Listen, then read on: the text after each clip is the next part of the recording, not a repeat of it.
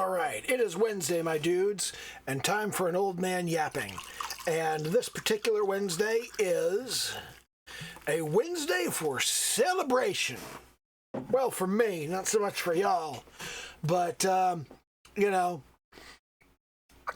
as you would know if you were actually on my Discord, which none of you fucking are. I don't know why, but you're not. Probably because it's boring and stupid and nobody likes Discord anymore. But on Monday, my game became technically playable. Not something I'd hand to anybody and say, here, play this, but it is something that you can play, which means I can come in here and I can whack the play button right up here in the corner.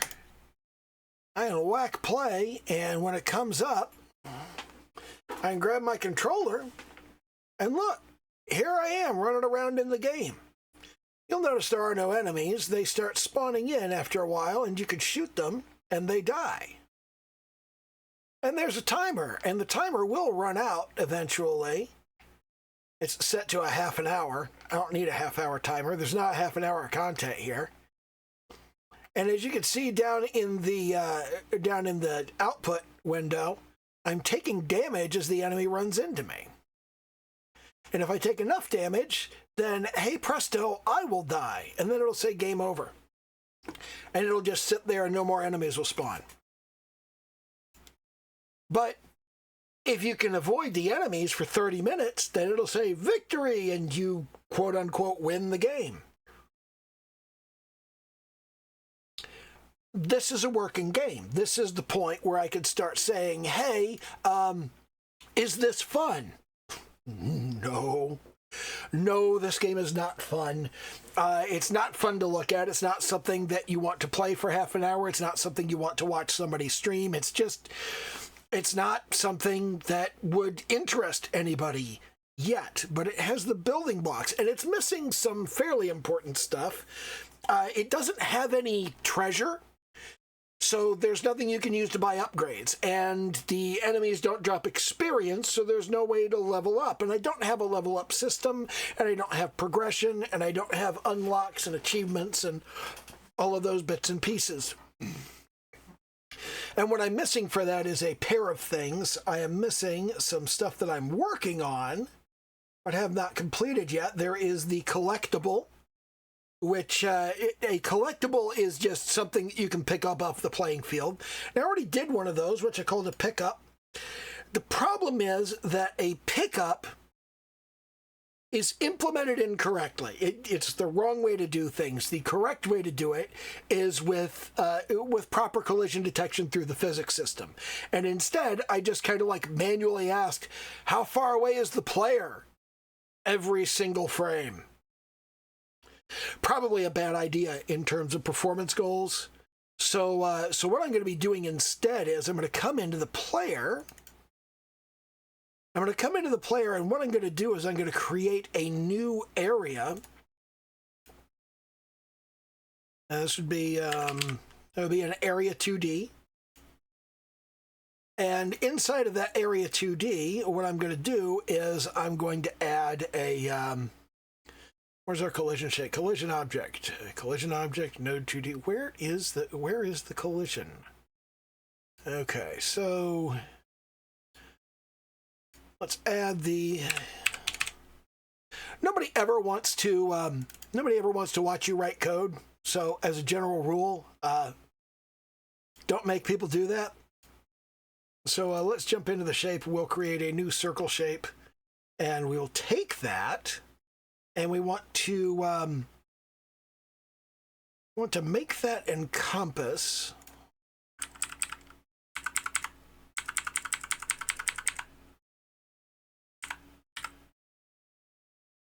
the same area that the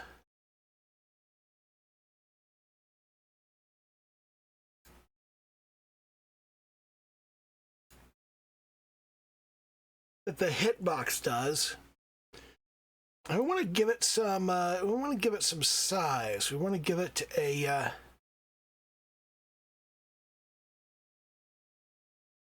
we want to give it an effective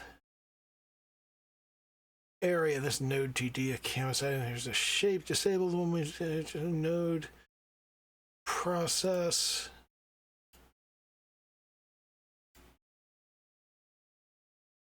Radius is currently 120. Let's make that 200. And okay, so that looks like a fairly good radius to pick things up from. And let's change the debug color so that it's a different color. Make it this kind of deep blue, like that. Okay. The idea there is that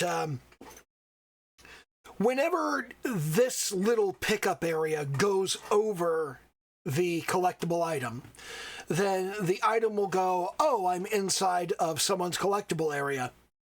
And it'll go, well, whose collectible area am I inside of? And the first person whose collectible area it enters, it will go to that person. And you may get all excited about that and say, oh, wow, it's going to be multiplayer. No, it's not going to be multiplayer. What's going to happen is we're going to have things that can be picked up by the player, and we're going to have things that can be picked up by the enemy. We're going to have stuff the perverts can pick up. So the idea there is, and I've mentioned this kind of sort of before,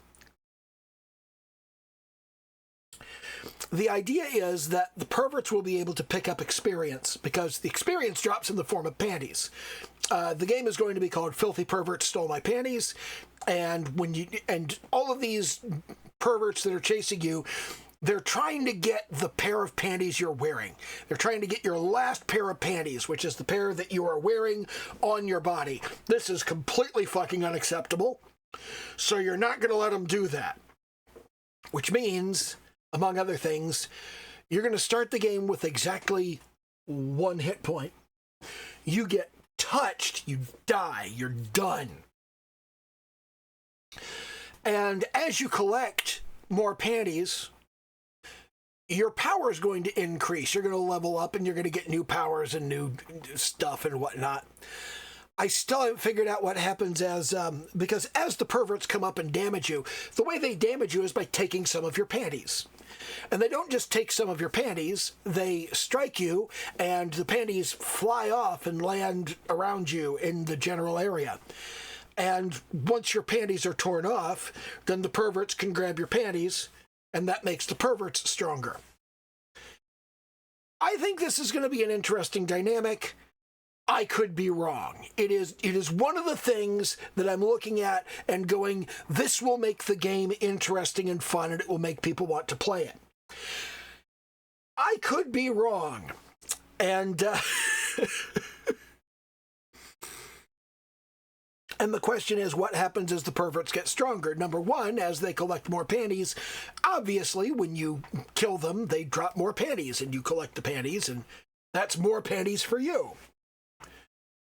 And this is such a fucking weird concept. Like, it really is. Like, the entire distinction among different perverts is what panties they're wearing. Or how many panties they're wearing. How many pairs of panties have they stolen? If they've stolen a lot of panties, then they get strong. And if they've only stolen 1 pair of panties, then they're fairly weak. And that's an interesting mechanic. And I don't know how it's going to play out in the grand scheme of things. But I do have at this point something playable, and I have some stuff that needs to be done to make this something that actually becomes fun. And there's all of this testing that has to go on with it.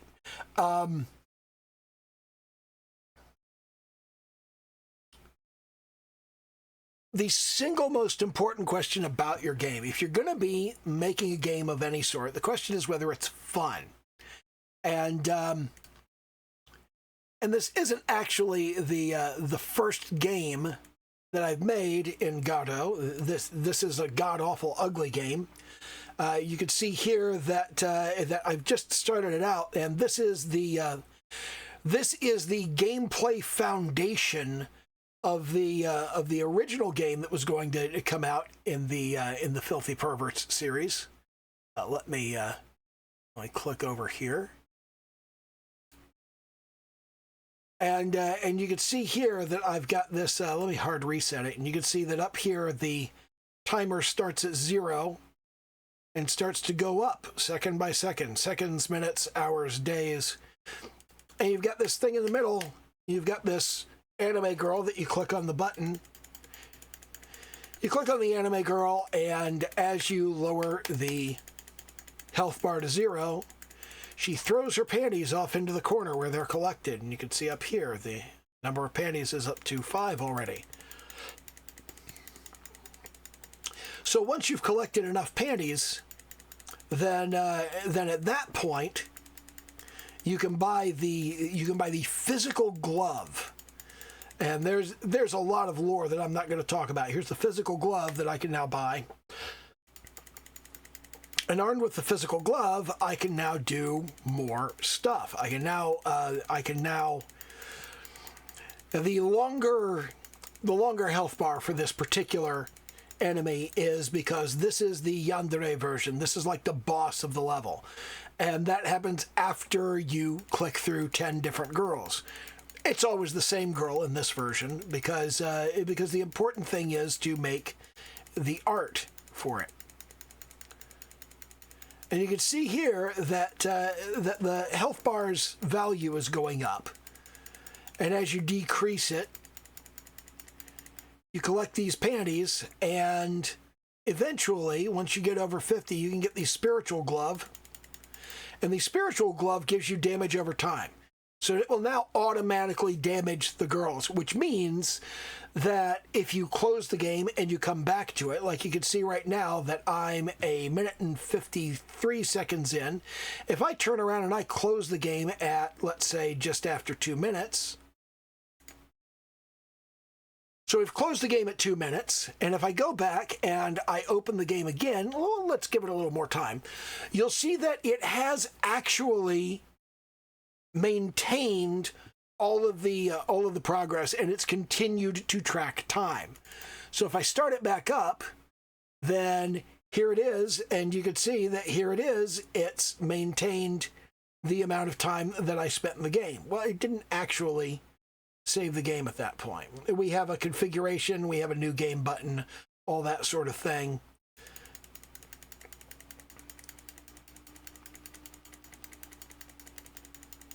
But you can see here that at the 2 minute and 20 second mark, I'm getting myself to the point I can now afford to buy some pan tea, which is tea that is made from panties for some reason. It's definitely not made by just soaking the panties in hot water under the bridge. But you can buy that, and that will improve the amount of damage that you do. You can see that now, as I click, it does more damage. And this continues as you work your way through more and more enemies. You start to collect bonus panties as you are clicking with a random chance. And all of this is designed to be a complete and playable game, which it absolutely is. And we've got the interesting thing about this, okay? This is just a clicker game, and a clicker game doesn't really have to have much of a hook, but what makes it interesting is the prestige matrix. And the prestige matrix is where you collect different kinds of special panties, which you can see popping out if you actually pay attention. Because when the special panties come out, they are different colors, they are different patterns, and all of that. But you have to get yourself all the way up to about level 60 to be able to see that, and we're currently only on enemy 33. So we need to get ourselves up to about 60. You can see that now we've got 2 different flavors of pan tea available. You've got the puppy flavor and the kitten flavor. That's not disturbing or distressing at all. They're absolutely not made with urine instead of water. Absolutely not. That's not how it works.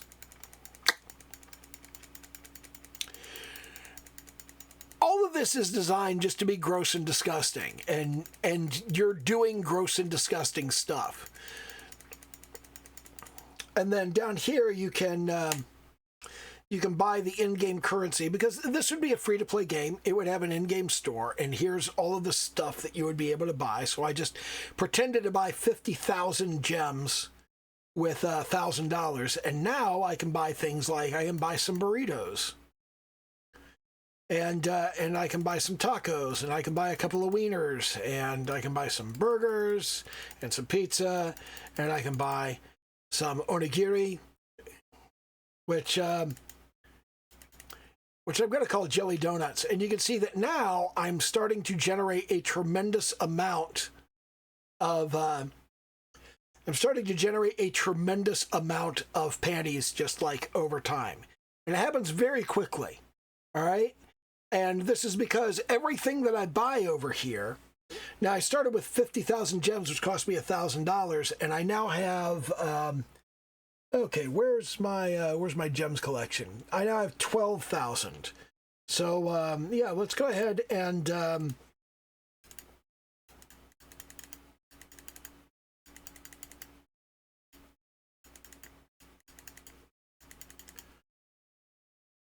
so now that I've bought $1,000 worth of stuff, this is where that gets me. And you can see that it's collecting a tremendous number of panties per second. And I can use those panties to grab myself a whole bunch of pan tea, which will increase things even more for me. Now, nobody in their right mind is going to spend $1,000 on gems in a game like this. But if somebody did, they'd be able to get here in like no time at all.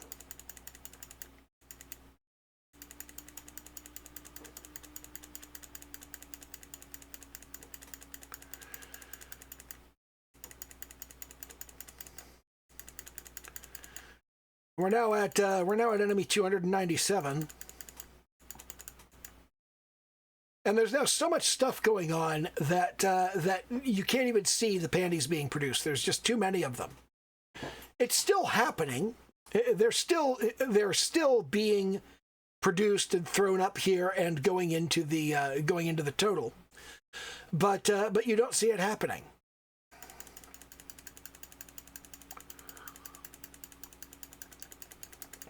It's just going on too fast. If you go in and click manually, however, you start to see these vast streams of panties, which I think is terribly, terribly funny. Okay? But that's if you spend $1,000 on the game. You can start doing this in just a few minutes. And nobody wants to do that. That's not a thing anybody wants to do. I mean, that's ridiculous. Who would do that? And if you click new game, all of the stuff that you bought with gems, you keep that. So you immediately go, there's my physical glove, and there's my spiritual glove, and now, boom, you're grabbing all of these panties in no time at all. So that's if you spend $1,000 on the game. Nobody in their right mind is going to do that. But it's absolutely a thing that you could do, and it's designed around the concept of somebody could do that. Somebody might want to do that. That's the thing that somebody might decide was worth their money. They won't, of course. And that level of money, that level of pay to win is absolutely something that I don't want to be immediately possible. So the prices need to be adjusted. But I never got around to balancing this game around the question of, well, what if somebody does just like come into the game and go, fuck it, I'm going to give the guy $1,000. Honestly, I don't mind. If you give me $1,000 and you think this is fun, then you think this is fun. I don't know what's wrong with you, but something is. That's why we have the hard reset button. That wipes out everything that you bought. That wipes out all of the stuff that you bought.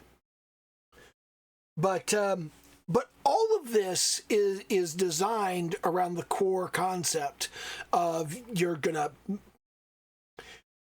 pay a few bucks. Like you're gonna grab 200 gems, and then you're gonna buy a bunch of stuff with those gems. You're gonna buy a collection of panties over here, and then you'll do what you do, you know? And having done what you do, if you spend like $15, $20, something like that, we've got a real money spent of $20 over here.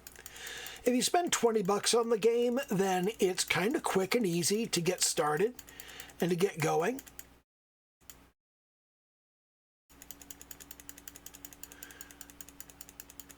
You know, one of the things that I noticed about this game was that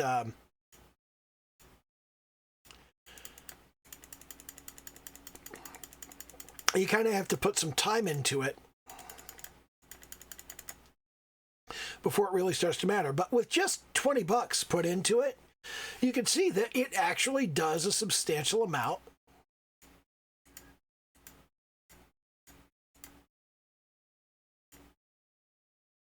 toward getting stuff taken care of. And you can see we're already on enemy 46.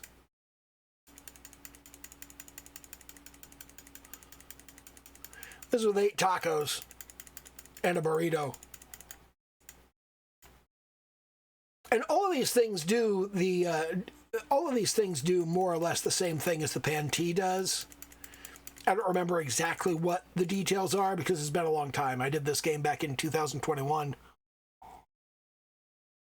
But the reason that I didn't get much of anywhere with this game is that I wanted the artwork to reach a certain standard, and kind of my my baseline for where I wanted the game to be was it was actually based off of a game called DPS Idol. Let me go and pull that up. That would be in my idle games. Under D, I have 162 different idle games. So when I pull up DPS Idol, okay, this is my baseline for what I wanted the game to kind of look like. All right, I wanted it to have kind of decent backgrounds, although actually DPS Idol 2 is closer to what I wanted. I wanted a sort of improvement over this, okay? And if you look at this, it's just kind of some basic stuff. There's not really a lot of detail in there, but if you look at DPS Idol 2, it's got some of the elements that I kind of wanted to put in my own game. And in particular, the backgrounds. So once that comes up, it's now loading. There we go. So if I come down here and I go continue, then it loads again because it's not the best game. It's just the art style. This is sitting around the place that I wanted it to sit, okay? And you can see that the enemies are of a certain art quality, and the backgrounds are of a certain art quality, and the interface has certain qualities to it, and the card art has these qualities to it, and it's very well done. It's very well designed. It's very well built. It's got good artwork in it, and I wanted my artwork to be on this level before I put the clicker game out there. My art is not on that level. I can't do art like that yet. So that's why I turned around and said, you know, this is taking me way longer than I expected to get my art to that level. So because it's taking so much longer than I expected to get my art to that level, I should work on one of the other games I've got on the drawing board. And that's why I'm working on Filthy Pervert Stole My Panties. Now, originally, The first game was called Groping Festival, and this game I'm working on now is going to be called Stop Groping Me, because it all kind of revolved around the order that they were released in. But going from Groping Festival to Stop Groping Me is one thing. Now that they're kind of going in the opposite order, I've gone with Filthy Perverts Stole My Panties for the title of the first game, the Horde Survival game, and the clicker game is going to be something like, I don't know, Filthy Pervert Army, I guess, is that's the thing that I've been thinking of it as. Then the game after this is a tower defense game, and it's called I'm Not Going to Let You Filthy Perverts Steal My Little Sister's Panties at the Hot Springs. There are some inside jokes there that may just like go over your head if you're not an enormous turbo weeb like I am. But I'm in a place with the game where things are progressing in a way that makes sense.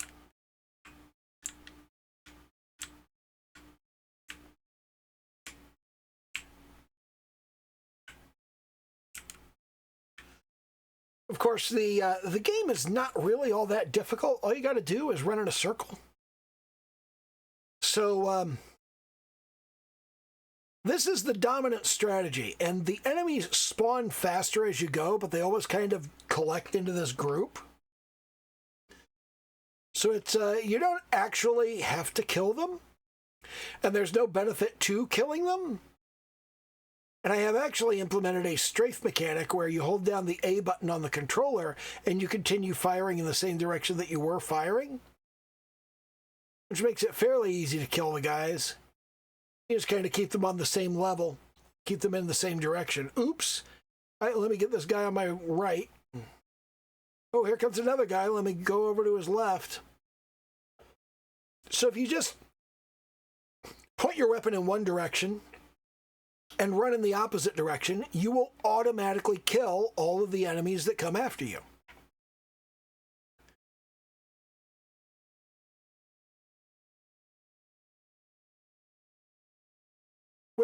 Which makes the game fairly trivial. There's nothing fun about this. You discover the dominant strategy, and you use the dominant strategy, and you win. You win every time. There's literally no danger. All I have to do is hold down the A button and keep going.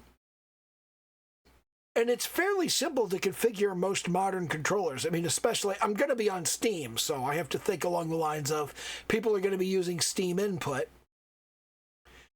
It's fairly easy to go in and, I'm going to show you how to do this just in case you don't know. If you go into Steam input, if I come up here and I click on, let me come up to Yandere Survivors, and click on the we'll click on the controller layout, and here it is. It's gamepad with camera controls is how it's set up. If I click on edit layout and I go over here to say okay, first of all, the trackpads as joystick. Let's come down here and let's scroll down, and we'll go, yeah, we want the trackball motion to be low. We want the edge spin speed to be all the way at the top. We want the haptic intensity to be high because I like that. We'll back up out of that, and what we'll do is, now that we get to our A button, let's go to our settings, and we'll go regular press, and we'll change this to regular press, double press, long press, start, release, soft analog button chord, settings, intensity off, hold to repeat, no, and we'll just turn on toggle right there, and then we'll close. Go ahead and close that. And now what I'll do is I'll go into my project and I will export it so it's actually runnable in Steam. You can see it's gone through some evolution. It used to be called Stop Groping Me. Now it's called Yandere Survivors. And at release, it's going to be called Filthy Perverts Stole My Panties.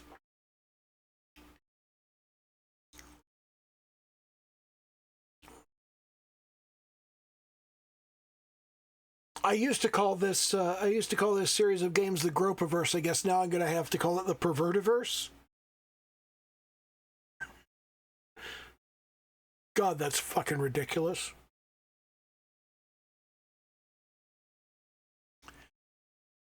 So it's exporting right now.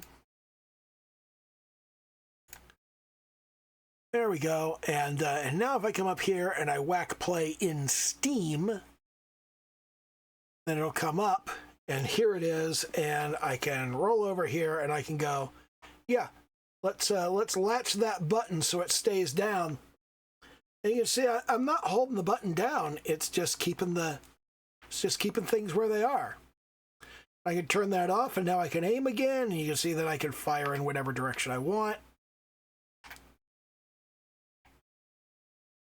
And I can just latch it in whatever direction. I can latch it to the upper left like this and just go, yeah, I'm going to run to the lower right. You know what? I'm going to unlatch it, and now I'm going to just run it to the left. And that makes things fairly easy. So when you have a situation like this and you're releasing on Steam, you need to think about how people are going to use Steam input. You need to think about how people are going to operate like that.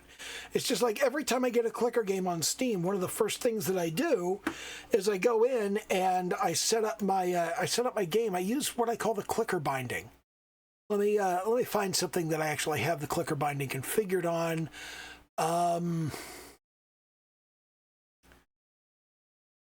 Do I have anything with the clicker binding configured on it? Revolution Idle. I'm pretty sure I've got it on Revolution Idle. But if I come down here to Revolution Idle and I fire up my controller configuration on that, if I go to Edit Layout and I come over here to my buttons, you can see that I've got the left mouse click. The left mouse click is configured to be a single click. And the X button is a rapid click on the left mouse, and the Y button is an auto click on the left mouse click. Now that actually locks. So if I fire up something like, let's use DPS idle again. If I go back to DPS idle, then when I'm running that,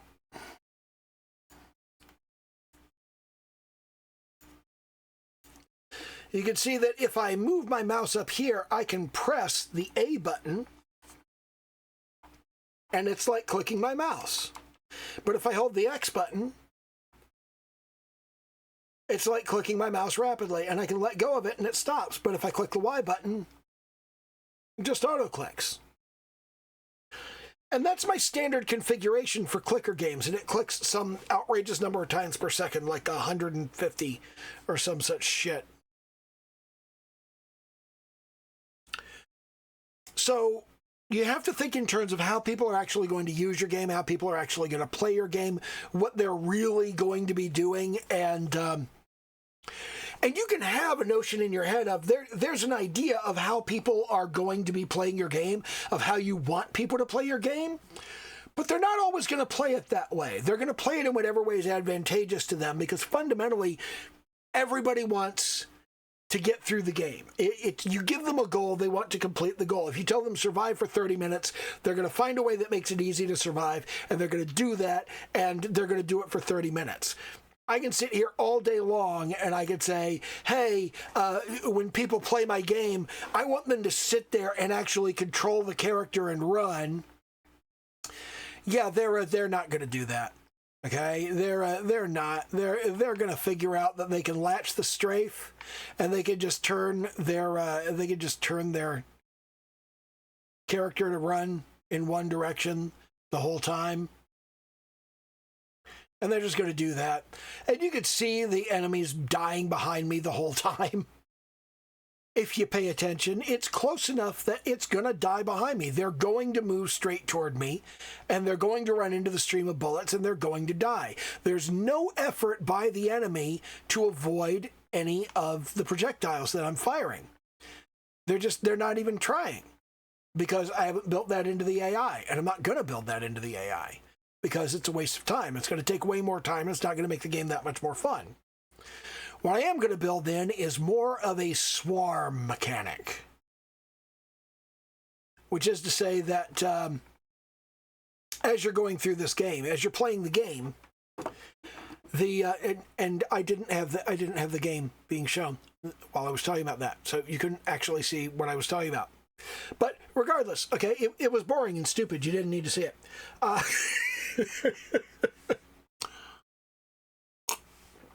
need another drink, or at least I will need another drink soon. Let me drop that over there. So, when you're developing a game, you need to think about what it is that people are doing with your game and how people are going to engage with it and how people are going to try to cheese it, because it's just like speedrunners, okay? The speedrunner community, I don't fucking understand them, all right? I really don't. And the argument that I used to use against the speedrun community is, why would you want to reduce your enjoyment of the game as much as possible? You play through the game as quickly as you can. Oh, I finished the game in 48 seconds. You could have played that game for hours. Why did you settle for 48 seconds of fun? It's the same reason people like roguelites. It's the same reason that people like me start the game over and over again. Every single game I get, the way that I go through it, well, except for a roguelite, which is designed around this mechanic. It's like I got Red Dead Redemption 2, and the first thing that I did was I started a new game, and I played it for like an hour. And then I was like, okay, now I know how the first hour goes. I started it over again. I played it for like 5 hours. And I went, okay, now I know how this goes. And I started it over again.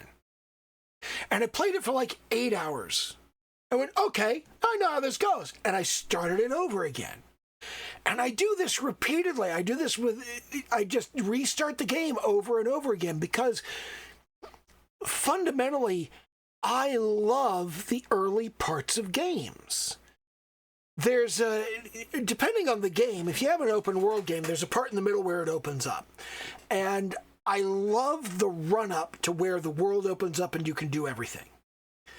I love that. I think that's the most fun in the world. Like, when you start playing Skyrim, the thing that I like is you leave Helgen and you have to explore enough of the world that you can level yourself up and you can make yourself powerful, and then you can go out and feel like whatever you run into, you can take it on and win.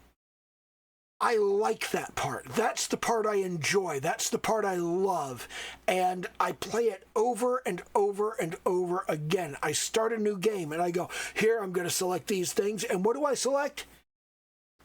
I'm always a Breton. I always have the same appearance. And when I leave Helgen, I used to go down and the first thing I would do is select the Thief Stone.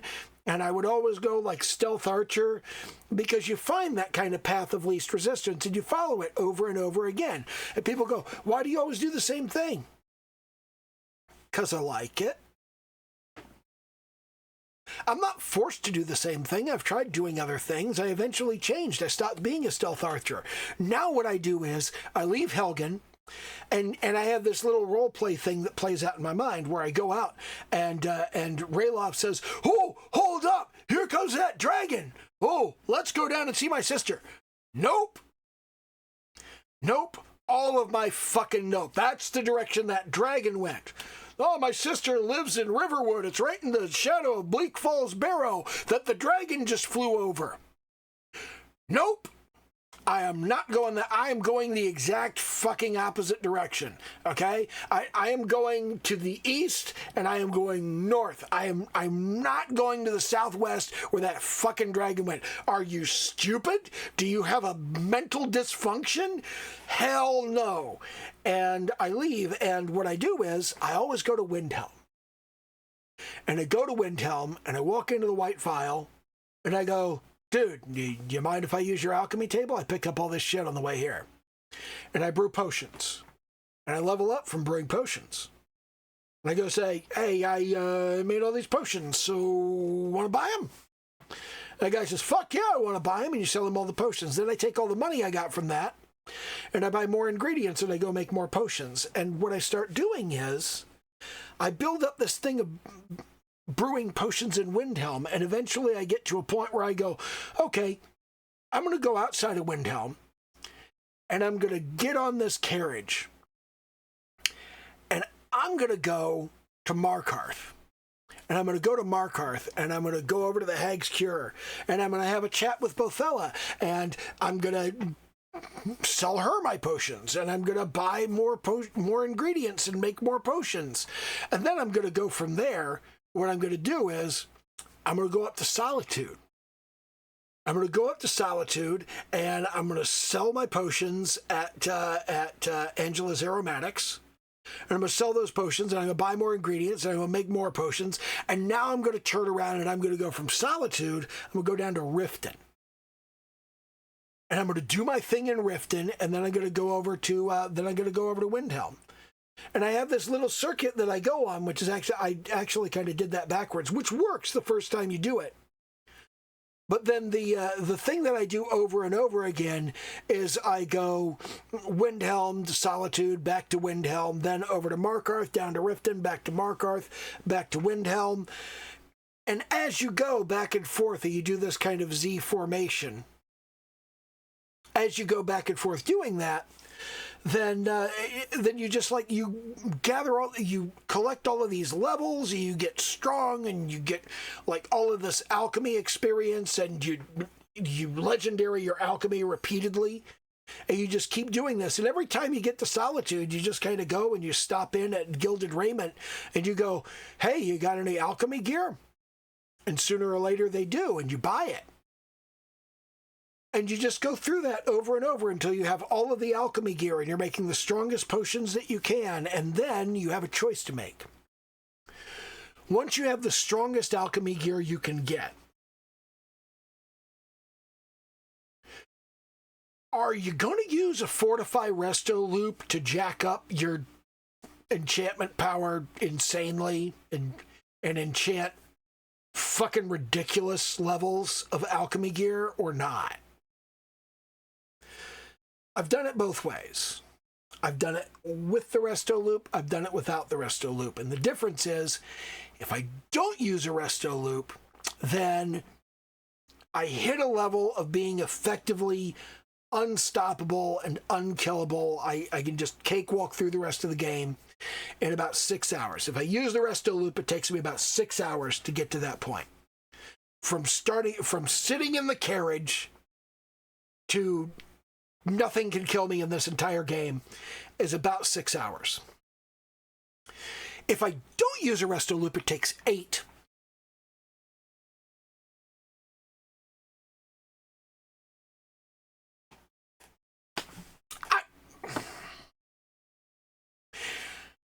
I don't feel like it makes that much difference.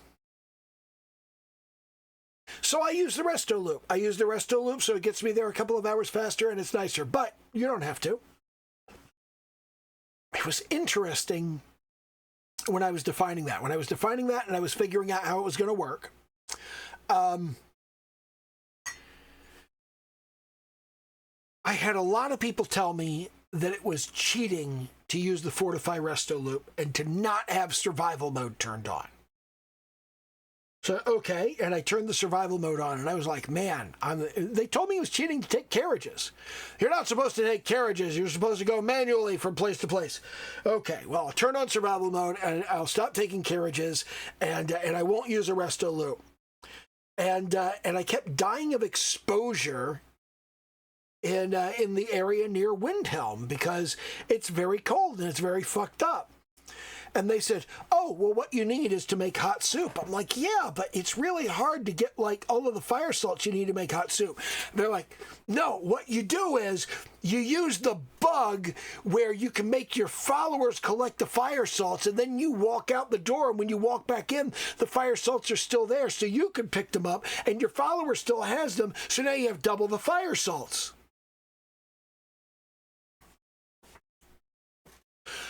I'm sorry. The carriages are cheating, but duplicating items with a follower glitch is okay? You people are fucking stupid. I'm not listening to anything you have to say ever again.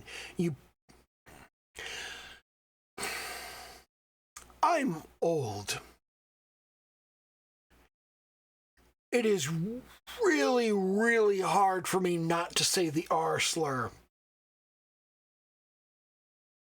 But I still don't. I don't say it. Not on camera anyway. You'll never know whether I say it in person. You'd have to meet me in person. That's not going to happen. I don't leave the fucking house. Anyway, I need another drink. I will be back shortly. Okay, I'm back.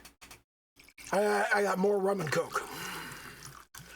So anyway, back to the point of the matter, okay? I play through Skyrim over and over again. I've played Skyrim, like, again and again and again. Like, if I check my Steam profile, I've got... How much time have I got in Skyrim?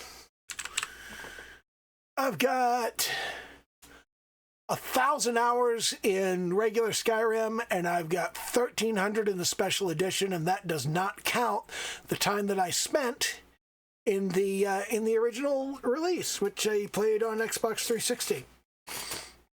And I put probably 2,000-3,000 hours into that. So, you know, it's like 4,000 hours. That's a lot of fucking time. I've put a lot of time into Skyrim, and I do it by playing the part that I think is fun over and over. And I did kind of optimize how fast I can get to the point that the game is playable without facing any challenge. Speedrunners do the same thing, just, you know, in fucking spades. So that was the thing that clicked for me about speedrunners, is that a speedrunner may play through the game in 48 seconds, but he's had to do it thousands of times. And when he started, it took hours to get through, and it's kind of gradually dropped down to the point where it's like, he started out, it took him 4 hours to get through the game. Now it only takes him 48 seconds, but in the process of getting there, he played the game for 3,000 hours, and it was fun. Okay, I get that. I understand playing the game for progressively shorter amounts of time. The first time I played Skyrim, I ended up in a shitty position and wasn't having any fun within like an hour and a half. I had to start over because I didn't know what the fuck I was doing. Because that happens over and over. You start a game, you don't know what you're doing, you fuck it up. And that's like in my own game, you know? It's not fun because playing it is just like you run in a circle. That's, oh, there he comes. I'm going to run in a circle. I'm going to run around this tree. I can just run around this tree, and that can be my entire strategy, and it will work. Well, I just took some damage. Oh, no, I took damage. I can continue just running in circles, and there is nothing for me to worry about. But even worse, I can just run in one direction, and there's nothing for me to worry about. And I will address this with the enemy spawning algorithm. And the way I'm going to address this... Oh, look at that. I've taken damage 3 times. The way I'm going to address this in the spawning algorithm is... Right now, the enemy is guaranteed to spawn 2 seconds away. And it spawns in a random direction. So it might spawn in front of you. It might spawn behind you. It might spawn off to the side. It could spawn literally anywhere. Well, I'm going to change that. I'm going to change that so the enemy spawns in specific ways that are designed to fuck with you. Because, let's be honest, I'm at 28 minutes and 40 seconds. I've been playing this game for 1 minute and 20 seconds, and I have no upgrades, and it's been trivial. I haven't had to kill anything. I haven't had to do anything. I just run in a circle. I run in a straight line. It's not a problem. So the thing is, the first time that you play a Horde Survival roguelite, you should be overwhelmed and slaughtered in the first 30 seconds. It should happen fast. Although, it's okay if it takes a little bit longer, especially if, like me, you have an outrageous number of Horde Survival roguelites in your history. There's also an issue with the bullets. The bullets don't have a pierce count. They will pierce through any number of enemies that they pass through. Now, I can change that and I can give them a pierce count of 0, but I want them to be able to pierce through enemies. So that's something that I need to put in there so I can mess with it later. The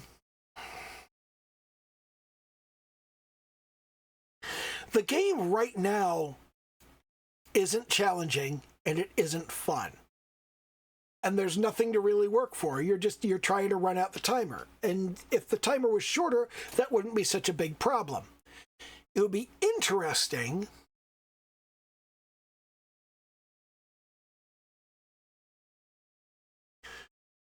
should the timer start really, really small so you feel like you're making more progress.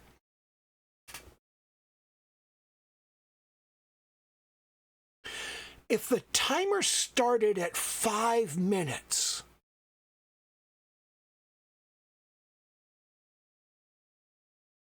it would feel like a tiny little bite-sized thing.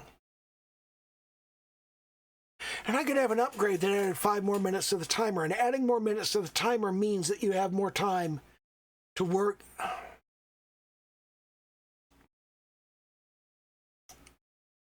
I don't know if that would be fun. This is an interesting idea. Let me kind of clarify what I'm talking about. If you go into, say, if you go into Vampire Survivors or like literally anything, okay, if you go into anything at all, then let me just come down to not the clickers, the open world RPGs. Let's come down to the Vampire Survivors class. I have 22 of these now. If you come into like any of them, let's go into Bone Razor Minions. Bone Razor Minions is a kind of cool game.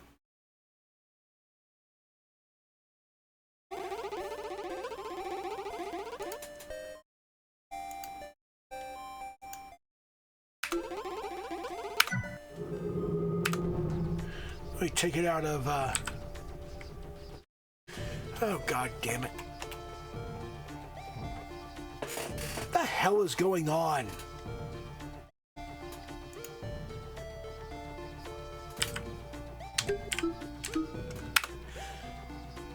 Settings. What the fuck do you mean J to confirm?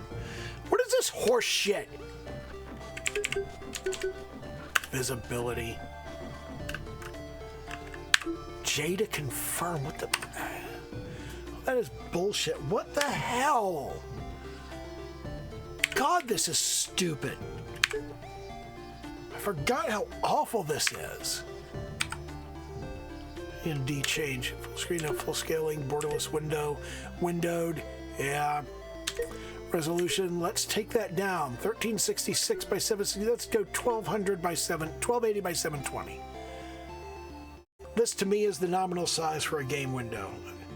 Okay, and look, it doesn't work so good with okay, so K to go back, K to go back, W, J, oh my fucking God, what is wrong with this piece of shit?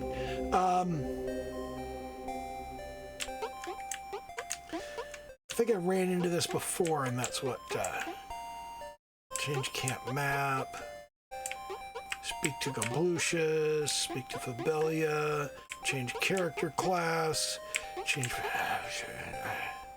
Expect memory skull, online leaderboards, what the hell? Buy meta upgrades, there we go. So J, to buy meta upgrade.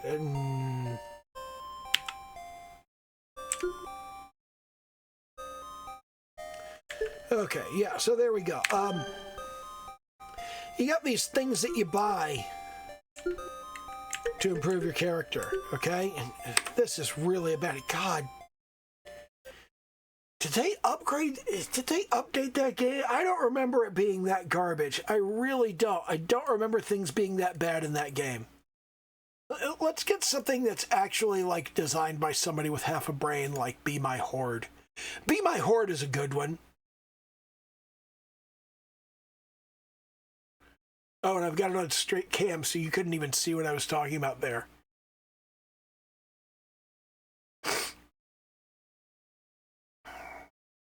Yeah, I'm not doing Be great. my whore. I actually really like this game. This game is very well done. It's very well designed, and options.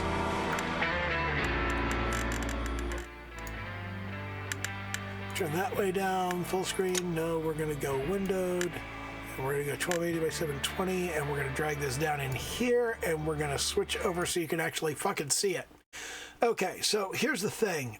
Oh god damn it! This is again the wrong game to use as an example. I keep forgetting how we're just gonna go to the OG. Fuck it. Oh no. Where is it? Okay, there we go. All right. This is the inspiration for this game.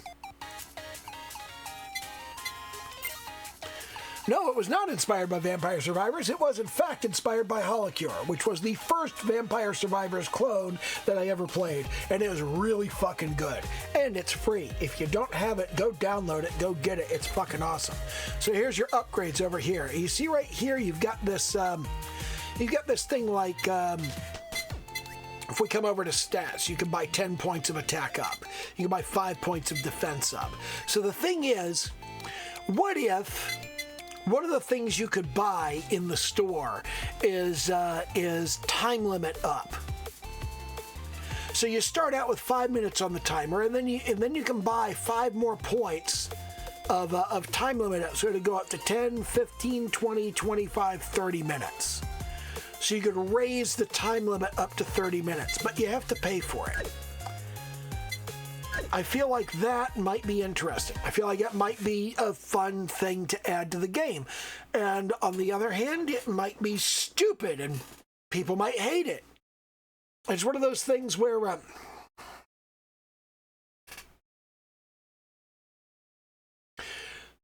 that is a great example of something I can't test. Whether that's a good thing or not needs you to test with multiple people. Multiple people need to play the game. Multiple people need to go, oh, the 5-minute timeline is cool because I can extend it. Or the 5-minute timeline sucks because the level's over in no time at all. It's one of those things that you have to test. You have to run it by people and see what lots of different people think of it. It's not something I can evaluate by myself. I can evaluate it myself to see if it's garbage, but I can't tell whether it's good. That's one of the problems with game features. Just because I like it doesn't mean it's good. And if you get other people to test it, then you need other people to go, yeah, this is good. But that's also kind of self-selected. It's like, I know a lot of people who really enjoy certain aspects of games that I think are shitty and suck. And if they really, really like a particular aspect of a game, like, I know a lot of people who love Cyberpunk 2077 and hate Starfield. And I'm the exact opposite. I fucking love Starfield. I've got like thousands of hours in the game. It's incredible. And when people try to tell me that that Cyberpunk 2077 is a great game, I go, Cyberpunk 2077 betrays the cyberpunk aesthetic and methodology. And they go, what are you talking about? And I go,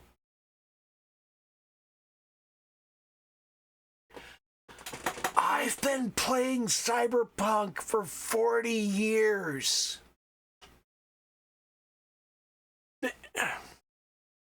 The game that they made, there are some good aspects. There's some stuff they absolutely nailed. I love that as you walk through Night City, you can hear people speaking various languages. That's perfect. That's a thing that you need. But you can walk out of the city in like 4 minutes.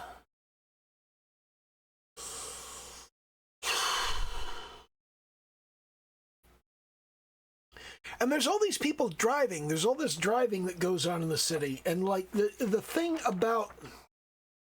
one of the things about Cyberpunk, one of the critical issues around Cyberpunk is the number of people who can afford a car that they could drive is like tiny. Most people can't. It's very much a Judge Dredd Mega City 1 kind of aesthetic where most people are unemployed. Most people are poor. They're borderline destitute. But we have this powerful socialist economy that if you do not work for a corporation, you'll have a place to live. You'll have food to eat. You'll have clothes on your back. But to just be kind of bumming around all day. It's like Cyberpunk is supposed to be like world of chavs, and that's really not what it is. There's cars everywhere. There are people driving cars through the streets, and like I think proper Cyberpunk, the streets are basically deserted because nobody can afford a car. Unless you go into the areas of town where there are like corpos everywhere, then you start seeing lots of cars. But out in the outskirts, like out by the apartment buildings, it's still designed around everybody having a car, but nobody fucking has one, so they just hang out in the streets. And I think Cyberpunk did a really shitty job of explaining that. And I think one of the ways that they did a really shitty job of representing that is you start making a lot of money really fucking quick. It's kind of ridiculous. But yeah, I feel like Cyberpunk is absolute garbage. Starfield, brand new IP, I went into it with no expectations. All of these other people went into it and they're like, I want Elite Dangerous meets No Man's Sky.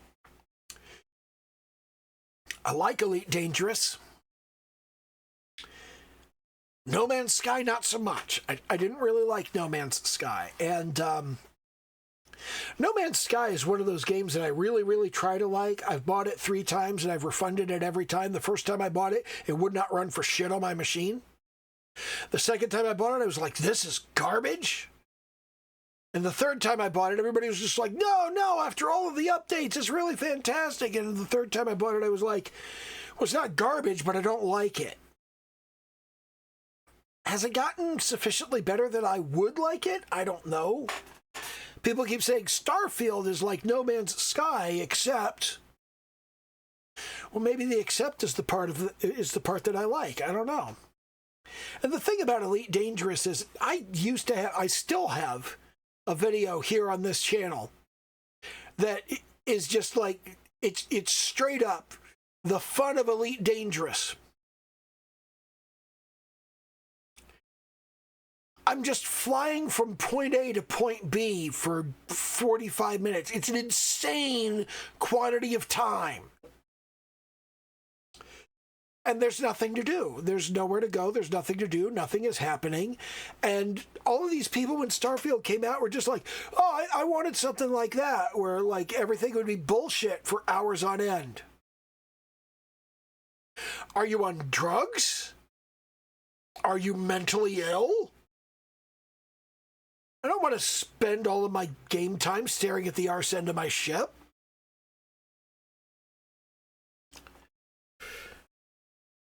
I like Starfield. I think Starfield is well done. I would like it more if you had to land your ship on the planet. I'd like it more if you had to manually dock with the station. But it's okay that you don't have to do those things. It's fine. It's fine. Would I like? Yeah, I would like that. I would like that. That would be cool. It's one of my favorite things about Elite Dangerous is the part where when I first started playing Elite Dangerous, I used the auto lander. Okay? I used the auto lander. I used the auto docker. And then eventually I went, I'm going to get rid of those so I have that space to use for other stuff. And I got rid of them and I had to learn how to dock manually. And I had to learn how to land manually. And once I learned how to do those things, I was very, very proud of having learned to do them. But they're not fun anymore. They're just a thing that I do. And I don't think there's a lot of value to them, honestly. It's nice that I can do them. I'm glad that I can do them. But I just really, honestly do not feel like being forced to do them increased my enjoyment of the game in the long run. It was a fun little thing to learn how to do, but then, once you learn how to do it, you're done. Just like, I'm like level 340 something in Starfield now.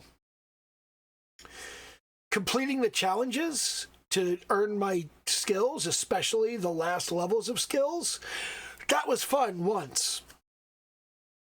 Was it necessary? I don't know. Things that you do once and then you're done and then you have an ability. I'm not sure what they add to a game. I'm really not. Holy crap, I've been rambling and shit for over an hour.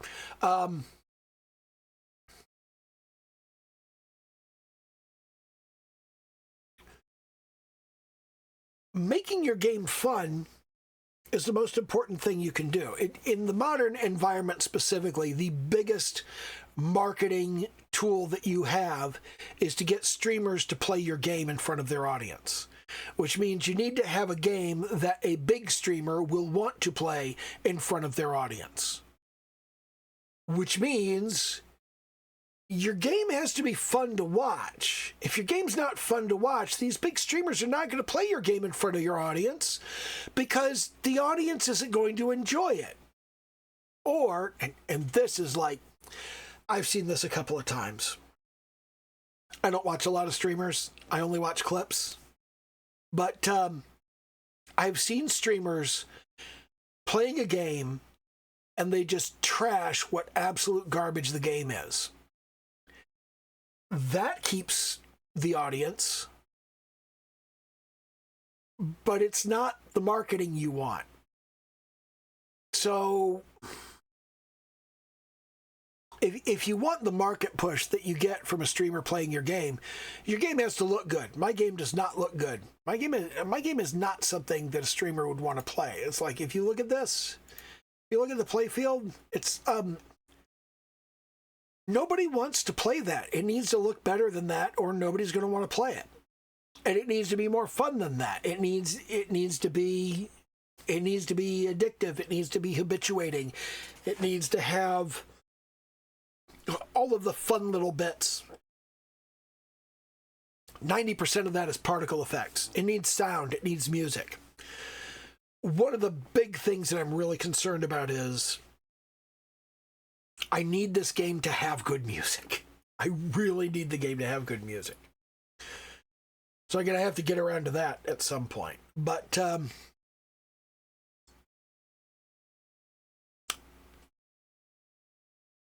you cannot expect a streamer to play a game that doesn't look good and that isn't enjoyable for their audience to watch. You just can't reasonably expect that. I'm going to blow my nose.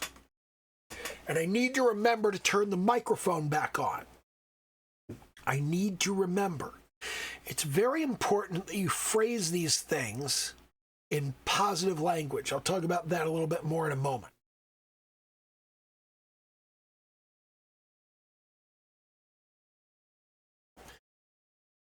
To digress momentarily, you run into these people that say, oh, I never do the thing that I mean to do. Oh, I always forget to do this thing.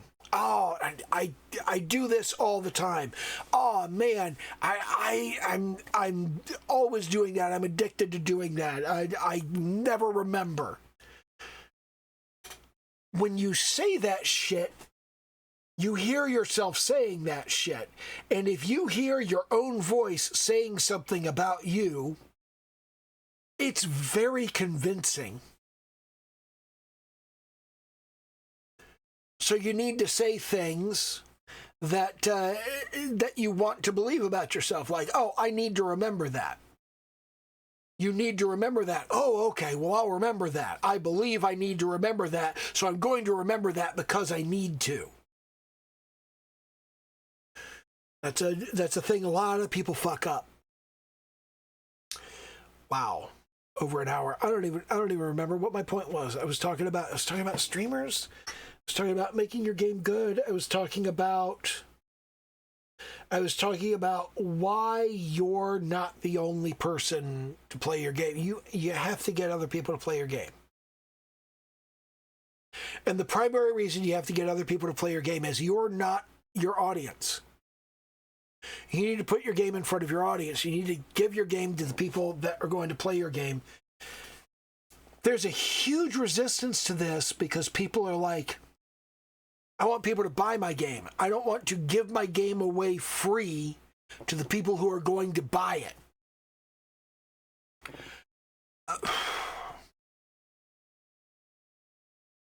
The overwhelming majority of people who buy your game are people you don't know.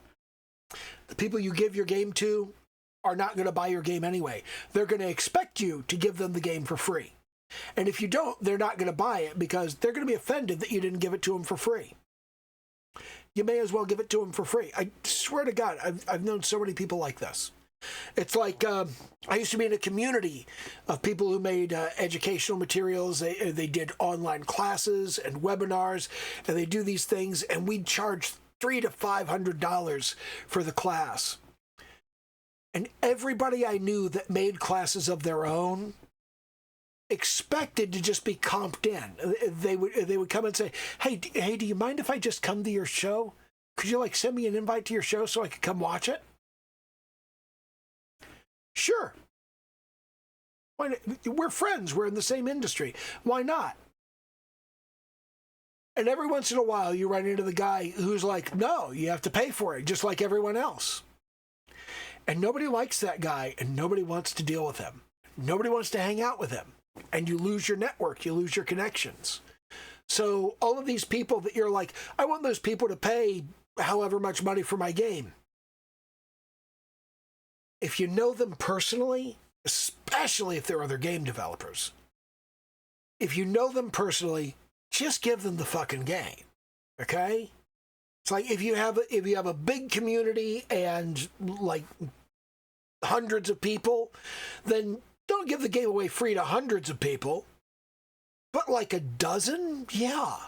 2 or 3 dozen, sure. Maybe the first 100 people you can give it away to. You'll be fine. You literally need to sell thousands of copies of your game to make any decent money, and a couple hundred is really not going to make a difference. It's just not. Now, obviously, the chance of getting a free game will go down as the cost of the game goes up.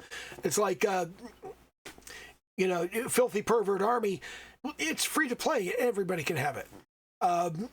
Filthy Pervert Stole My Panties. That's going to come in...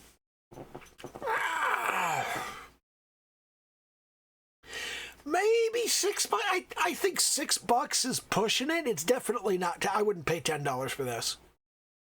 $6 is kind of pushing it. I think if I make it really good, $6 is fine. But I don't know. I feel like a horde survival roguelite that doesn't adequately distinguish itself from competition needs to be between $3 and $5. I feel like that's the sweet spot. Let me check my list. What's pretty much like everything else in this realm? I don't know. Void Scrappers. Void Scrappers is like everything else. What's the store page say? $3 to $5? It's $3.99. Yeah. What else is similar to everything else? Project Lazarus. Project Lazarus. How much is Project Lazarus?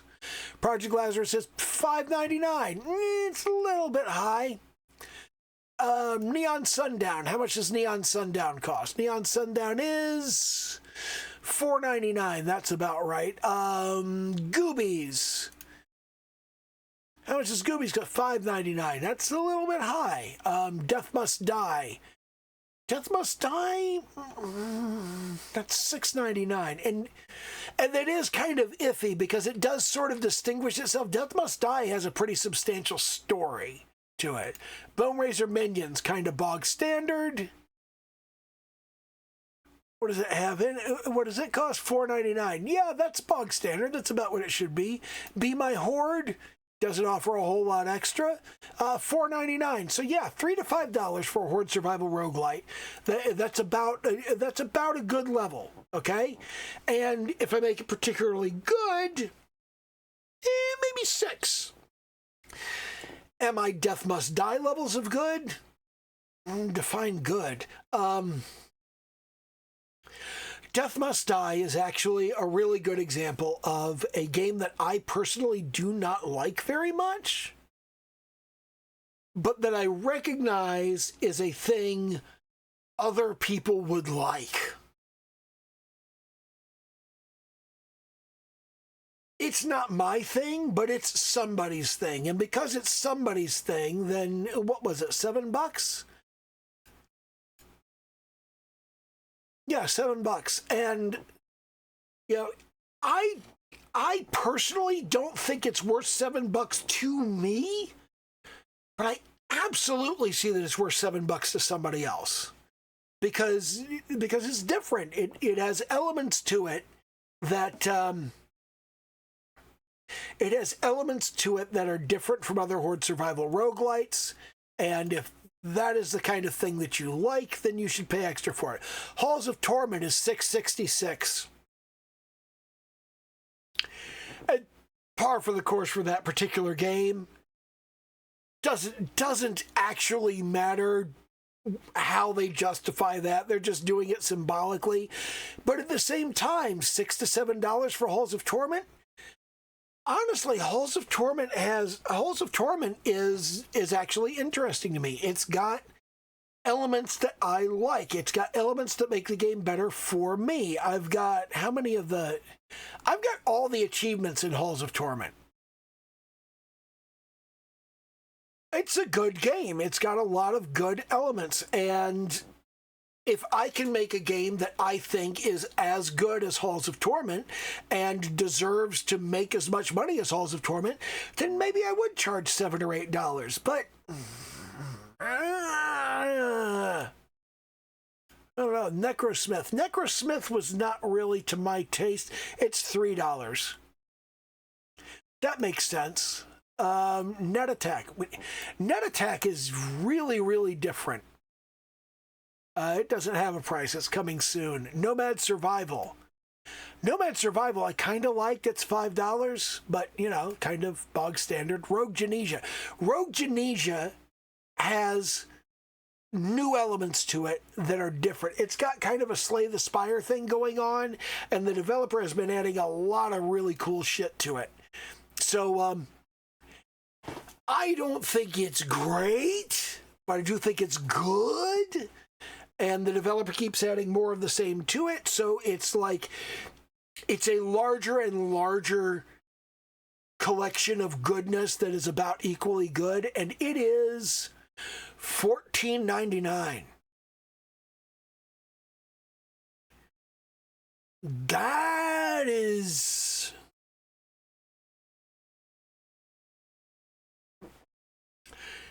Is that worth it?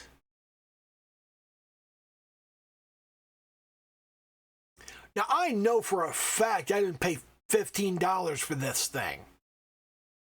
There's no way in hell I paid that much for this thing yet. That did not happen. But, is it worth $15?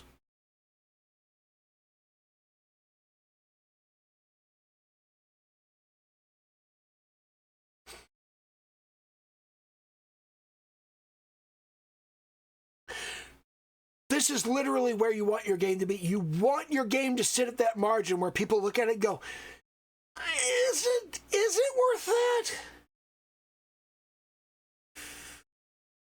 Because that's the most you can charge. The most you can charge is where people go, really? That much? I mean, maybe I'll pay that.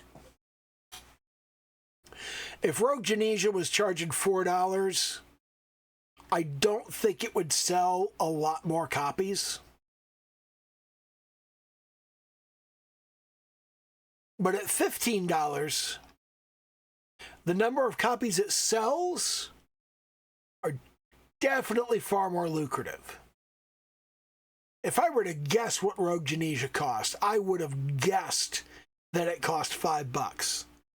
But it cost 15? Is it worth 15? Maybe?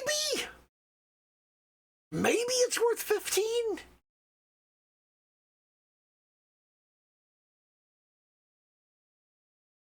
Again, exactly where you want your game to be. You want people to look at it and say, maybe? I mean, is it really? And they do have a demo. And because they have a demo, I think if you're going to make people say, is this game really worth this? I think you need to have a demo so they can try it and they could say, okay, for my personal taste, from my personal perspective, this game is not worth it. I think a demo is absolutely critical if you're going to be sitting at that margin, because otherwise people are going to be mad.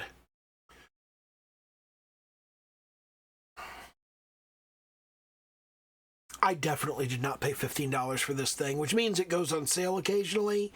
And I don't know. I like that structure as a marketer, as a salesperson.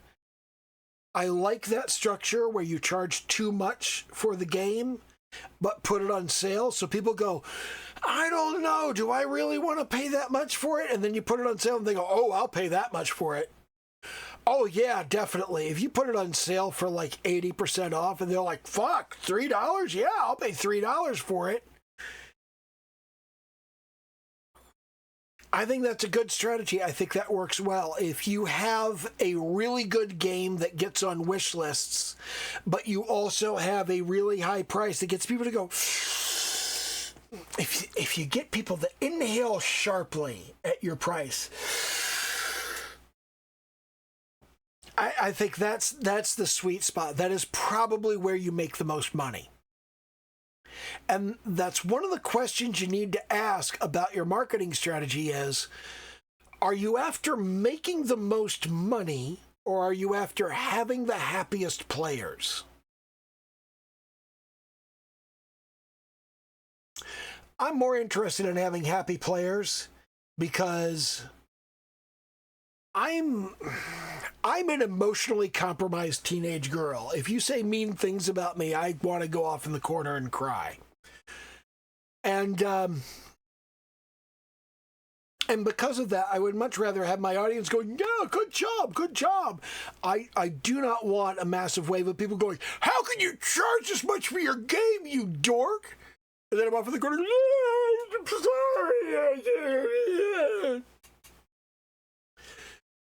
I would much rather have a happy player base because I can't handle a player base that sucks.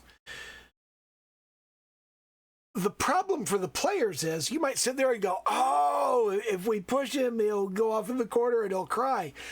I'll go off in the corner and cry for a while, and then I'll get mad. And I'll get mad at you. And I don't get mad easily, so most of the people I know have never seen me mad. But I will absolutely just like completely fuck people over and tell them to go to hell. I have been betrayed and abandoned by so many people in my life that if a person doesn't make me happy, I will throw them under the bus without a moment's hesitation.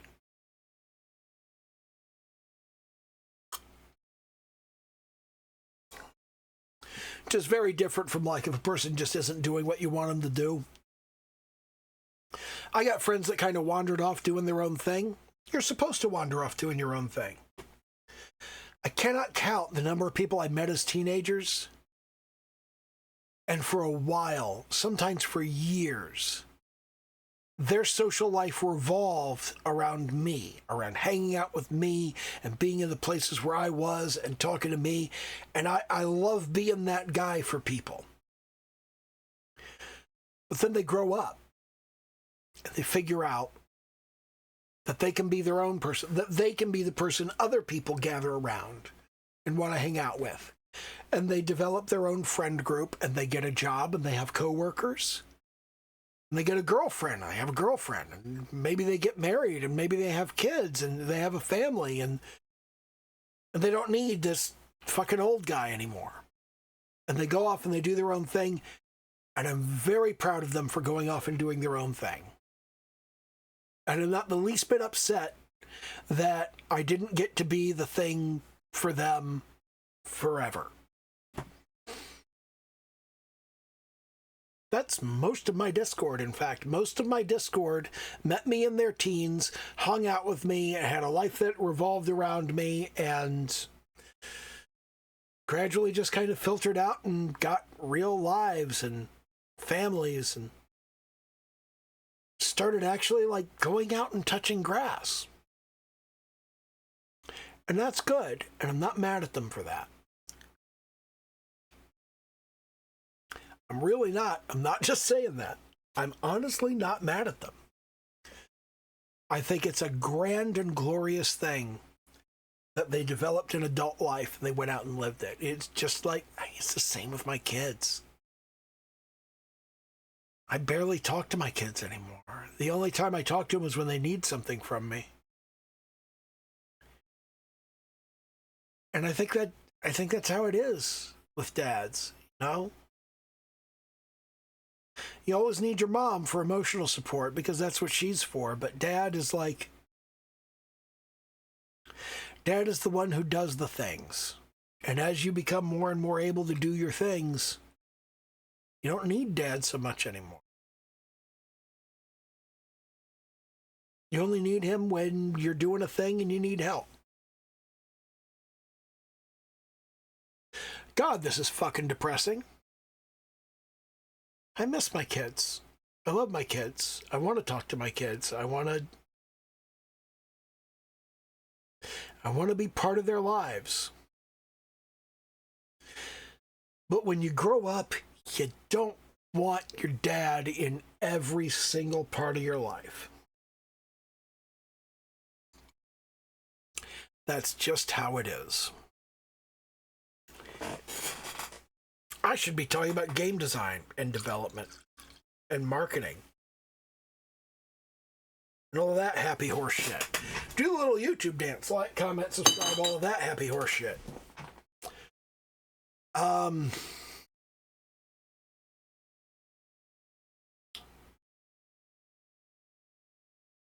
me try to get this back on track. I've been putting a bit too much rum in my rum and cokes. I need to cut back on that so I can maintain focus.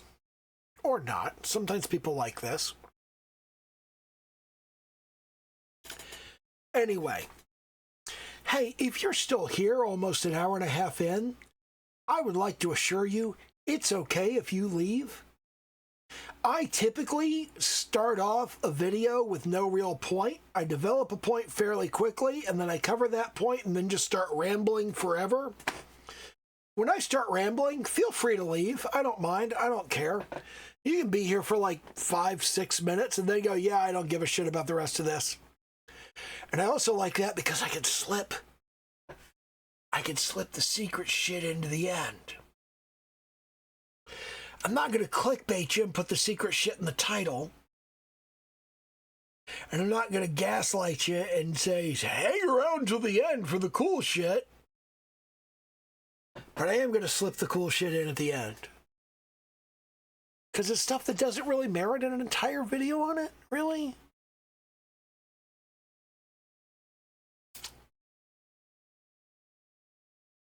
I was talking to somebody earlier today who was saying that communication is not the key, comprehension is key. And his point was, it's not about what you say, it's about what the other person actually understands. And this person has fundamentally misunderstood communication. because the meaning of a communication is what is received. It's not what you're trying to say. It's not what you mean to say. It's not what you absolutely swear the words you said totally meant. It's what the other person gets out of what you said. That is the communication. If the other person doesn't comprehend what you were saying, you did not communicate. It's not the other person's failure. Now, the other person is required to comprehend in good faith. I was talking to a guy about crypto and NFTs. You can immediately tell where this is going. I'm not anti-crypto. Bitcoin was a fantastic idea. It was a neat little experiment. It proved some useful things. It has some fundamental flaws. The first and most devastating flaw is you cannot use Bitcoin at all if you don't have a computer. This immediately makes it inherently inferior to cash. Cash works whether you have a computer or not. It's that simple. It's a thing that you have and you hand it over. Now, we developed the debit card because simply having the thing shouldn't be enough to take all of the money. If you were carrying, and this came from, y'all don't remember. Y'all don't fucking know. In the 1970s and 1980s, it was fairly common in large urban areas, in places like, famously New York City's Times Square and Central Park. It was fairly regular that you would just be walking down the street and a person with a gun or a knife or just looking creepy and dangerous would jump out and say, "Give me your wallet." And you would either give them your wallet or you would face immediate physical violence. We called it mugging. And that was real. That was a thing. That happened in big cities. That happened in New York. It happened in Seattle. It happened in Los Angeles and San Diego and Houston and San Antonio. That was a real thing that really happened. People would jump out of an alley, stop you in the street and say, "Give me your wallet." And when your money was purely cash, handing over your wallet meant handing over all of the money that was in your wallet. And when every business you went to only took cash, which for a lot of businesses was the case all the way up into the early 90s, into the late 90s. I recall going to places, I swear it was actually the early 21st century, 2002, 2003. I went places that did not have credit or debit card machines. Debit cards used to be really, really rare. In the late 80s, when I started my business, I had to argue with my bank about getting a debit card. They wanted to give me a credit card. What they wanted to do was they wanted to give me a credit card with a credit limit, and then I could set up an automatic billing from my bank account to the credit card. And it was like, no, I want a debit card that just charges my account directly. I don't want separate accounts that I'm moving money between. I don't want to do it that way. And it was hard to convince them that that's the thing that I wanted. And by the mid-90s, that became a fairly common thing people asked for, and it became a thing that you could easily get at the bank. And in the early 20th century, in the early 21st century, that was just what people had. People did that. That was the thing people did. That was normal. That was typically offered by the bank.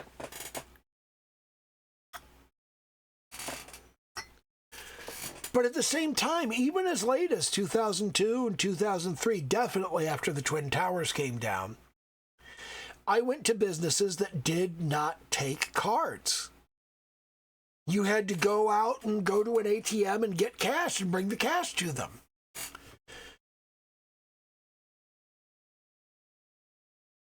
And the reason that we switched from cash to debit cards was so you couldn't take people's cash. Because you'd take their debit card and they'd go, oh, here's my wallet and it has my debit card in it. And 20 minutes later, they would get someplace that they could get on a phone and go, yeah, somebody stole my debit card. And your debit card didn't work anymore. It was canceled. So we went from a position where you could steal somebody's wallet and you could have all their money to a position where you could steal somebody's wallet and you had access to maybe $300 to $500 if they didn't cancel the card. And that would happen in like 15, 20 minutes. There were a lot of businesses. I worked at a bookstore in Vienna, Virginia in 1995? Yeah, right around 1995. I worked at a bookstore and somebody came in, and it's Vienna, Virginia. It's not a big city. Somebody came in and he said, my wallet was just stolen. Can I use your phone? And I said, sure. And he got on the phone and he called 411 and asked for the number to his bank. And he called his bank and he asked for the number to his specific branch. And he called the specific branch and he said, my wallet was just stolen. I need to cancel my credit cards. And they took care of that for him right there on the phone. And he actually put in the order and he was just like, could you mail new ones to me? And they're like, yeah, they'll be there in 2 to 3 days. So having your wallet stolen in 1994 was a question of... people going, was it 1994 or 1995? It was before Windows 95 came out, and Windows 95 came out in early 1996. That's funny. I think it was 94.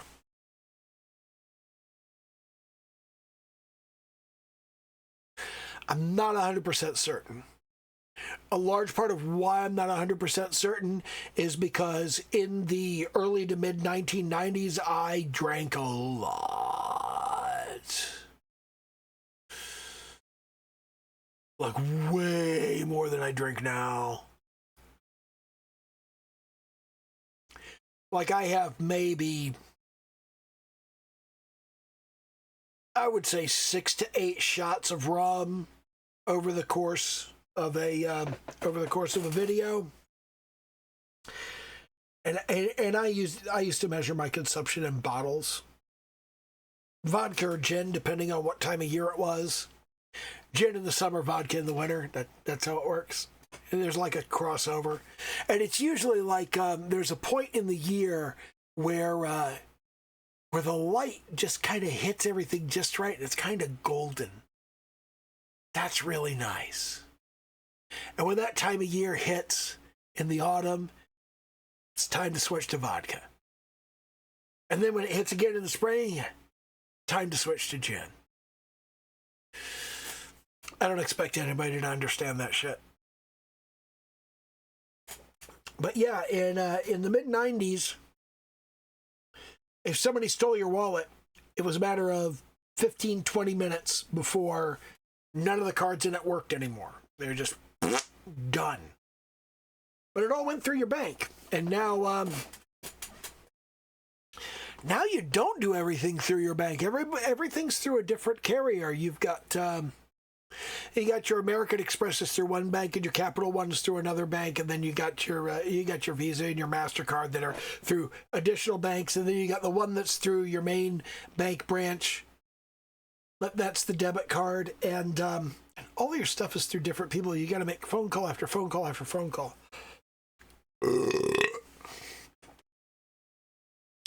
We have complicated stuff so much. When you have the ability to look back over the last 40 plus years and see how things have changed, you can see that a lot of stuff has gotten better, and at the same time, a lot of stuff has gotten worse. Sanitation has gotten better. Education got better and better for a while, and then it started getting worse, and now it's going down the fucking toilet. Education is a signaling device. You're supposed to get an education, and they hand you a piece of paper, and that piece of paper is the signaling device that says you actually have the education, which means you know the subject that you studied.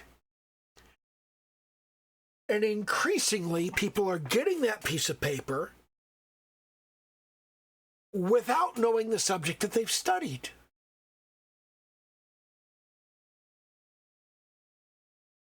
And that piece of paper is becoming worthless. And at the same time the piece of paper is becoming worthless, the price of getting that piece of paper is going up and up and up and up. And the price of the education is going down and down and down and down. Between all of the things like Khan Academy and MIT Open Courseware and you know, you've got Coursera, and you've got Skillshare, and you've got, oh, what's the other one? There's one that starts with an L. I can't remember the name of it. Somebody will remember it. Leave it in the comments if you know it. Do the little YouTube dance, like, comment, share, all of that happy horse shit. Hit the little bell icon, all that garbage. What's the one that starts with the L? It's it's lynda.com. That's the one. That one's really good. That's the one that I used to subscribe to. I used to pay $47 a month to subscribe to that shit. Guys, go to your local public library. If you're in the United States, go to your public library, get a fucking library card, find out what their benefits are. It's amazing how much stuff they have available to you.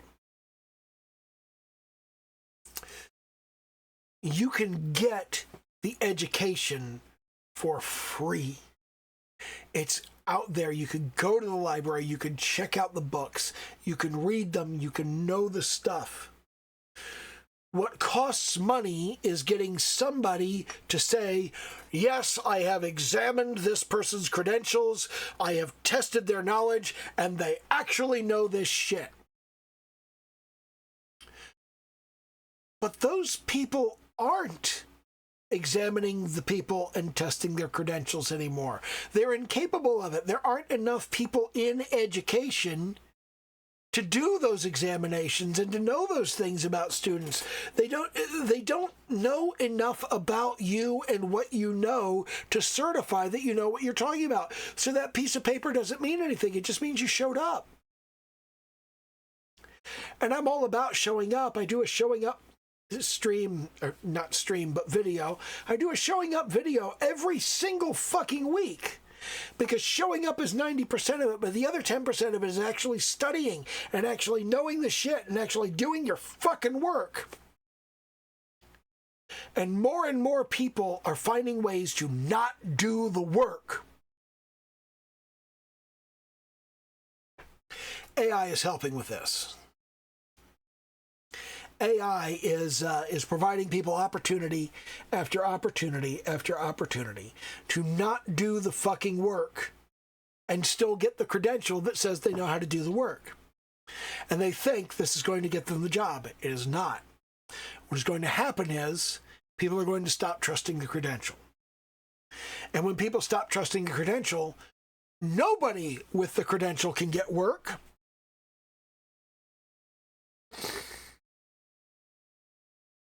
And that just sucks for everybody. You're going to spend $320,000 getting your university diploma. And you're going to go, here's my diploma. And your employer's going to go, who the fuck cares? Here, write code on this whiteboard. I'm good at writing code on the whiteboard. I've always been good at writing code on the whiteboard. But I am 55 years old. And do you know what they do with engineers when they turn 40? They take them out and shoot them. I could send my resume to hundreds of companies, and none of them will contact me. And when they do contact me, they'll say, we need you to fill out 40 different online forms. And I'll say, no, fuck you. They'll say, well, then you can't have the job. Okay. You're the one suffering. I'm fucking good at my job.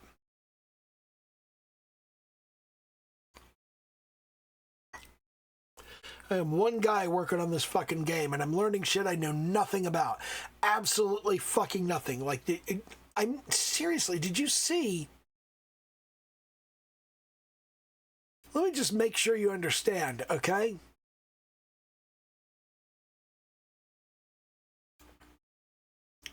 You see how this is laid out? Oh, look, I can afford a green ring. I'll buy it. Ah, there we go. Oh, I can afford a gem. I'll buy it. I'll buy more gems. There we go. Look, I can afford to buy some panties. I'm going to buy some panties. It's just one pair of panties. But anyway, you see all of these little bits and pieces that fit together, all of these different things, all of the various elements that fit together into this game and make it work. And it's not a great game. It's okay. It's not great. A lot of these values need to be tweaked. Okay? A lot of these things need to be changed. Obviously, there needs to be better graphics, or there needs to be better... I mean, fucking hell, everything needs to be better on it. I'm very tough on my own work, okay? And I look at this game, and I go, this game needs to be better in every respect.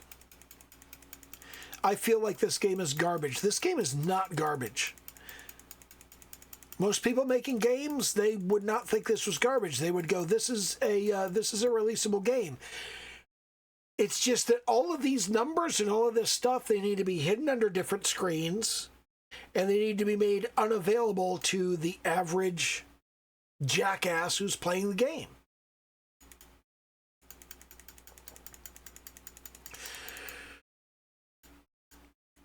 I don't think that's good enough.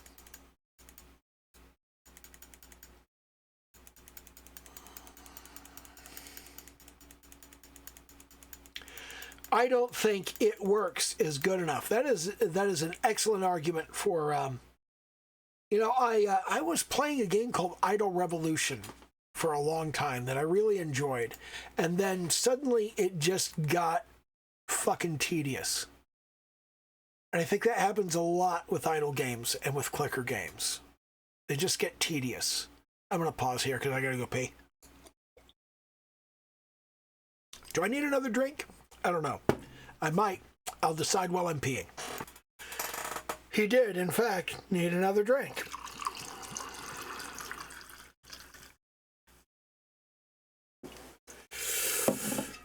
Okay, let's go to straight cam again. All right,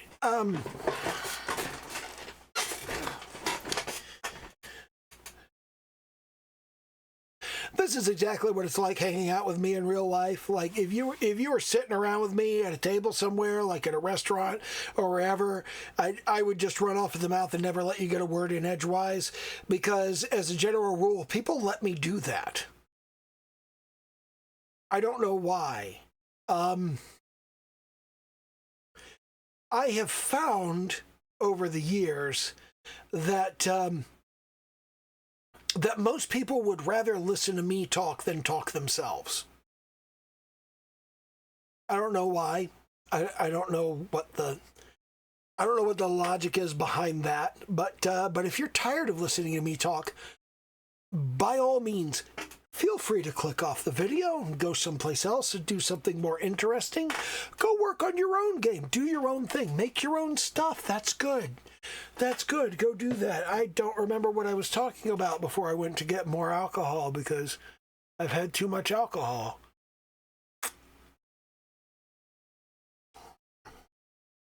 One of the reasons that I have started drinking rum and coke is that I can buy less rum, because telling your body with the Coke that it's getting food, that it's getting sugar, and sugar is good for you and it's stimulating, that gets it to process everything a little bit faster. It goes, ooh, sugar, I like sugar. And then it processes everything, and included in that everything is a bunch of alcohol, and it goes, oh shit, we're getting drunk. And I have found that having 3 or 4 rum and Cokes is fairly equivalent to drinking a half a bottle of rum straight out of the fucking bottle.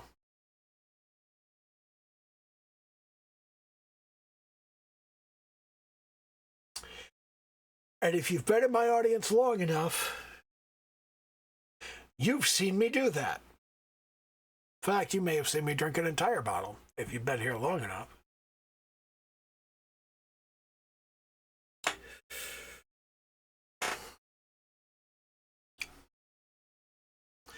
Anyway, the meaning of a communication is what is received. Things are different over the years. Things have changed.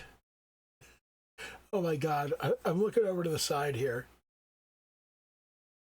and I've got a shirt just kind of tossed in the corner. It has a logo on it for a piece of software that was discontinued 30 years ago.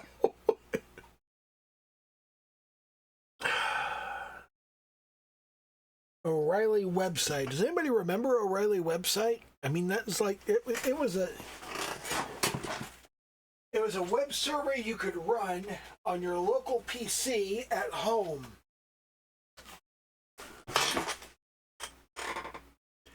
O'Reilly website. That was a thing. That was a thing people did back in the day. I think this has a hole in it, and that's why it's not in the drawer. Yeah. Here it has a hole. It has a hole in it right there. On the other hand, this also has a hole in it. Maybe I don't care that it has a hole in it. Maybe I'll go back to wearing it.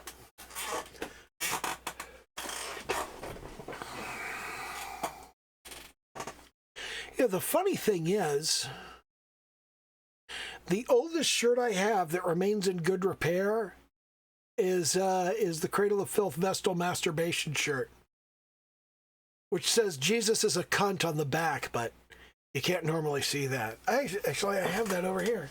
I have that shirt right over here. Yeah.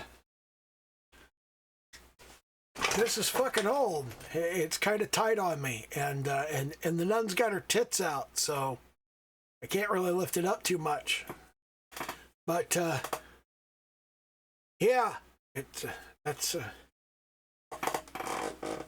thing. And that, funnily enough, is in perfect repair. I've had that for years and years and years.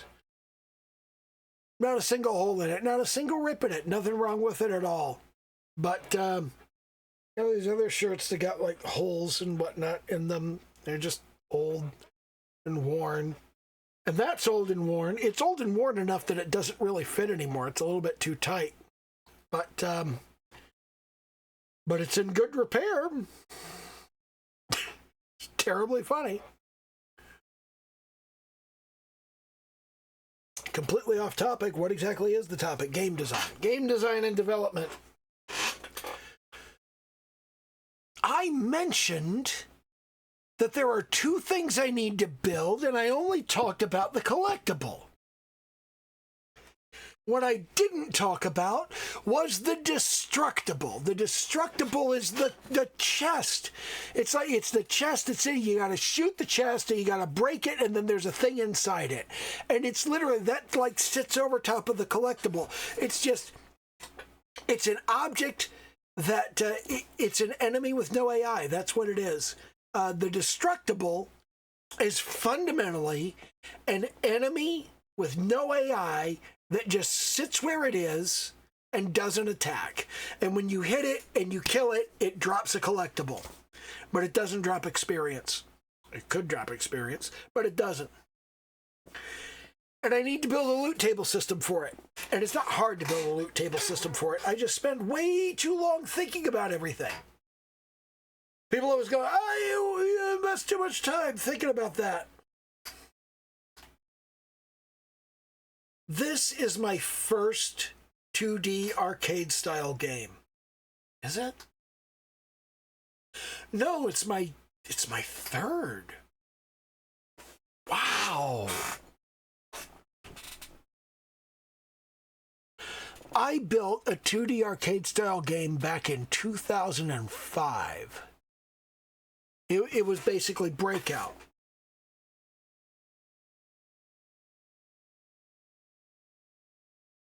It had a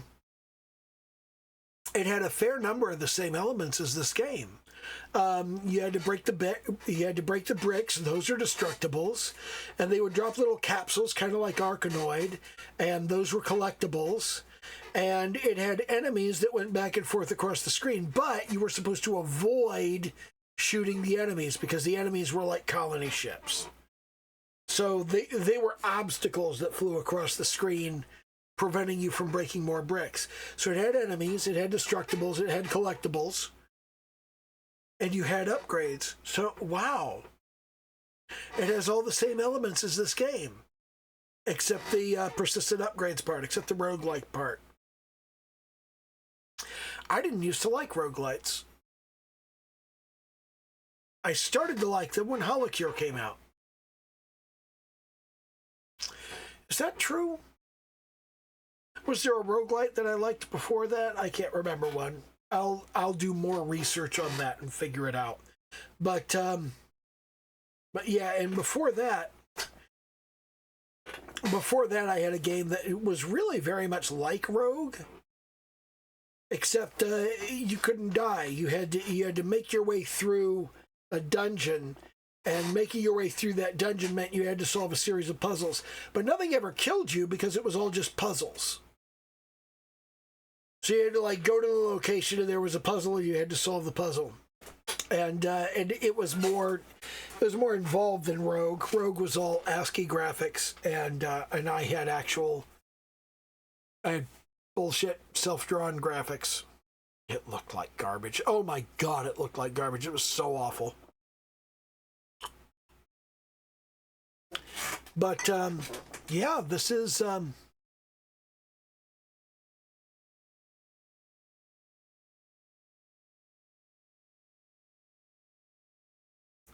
my third 2D arcade game. But you know what? I'm going to disqualify the roguelike, the real roguelike, the rogue clone. I'm going to disqualify that for being an arcade title because it didn't depend on reaction time and real-time movement. Railgun did. Railgun, the Breakout clone, that required that. But all of my games prior to that were much more like they were much more like the clicker game. It all happened in variables. It all happened in mathematical systems behind the scenes, and it didn't happen so much in the actual viewport.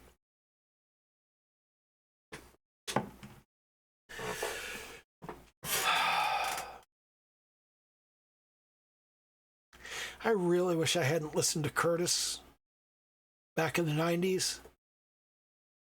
Because I came that close, that fucking close to inventing the idle game.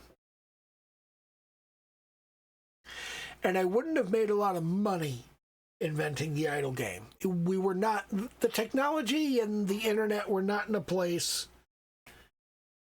that there was any actual money in that. But if I had invented the idle game in the early 90s, then I would have a meaningful legacy. I would have created something brand new that had never been seen before. And I don't know that I will ever have the opportunity to do that again.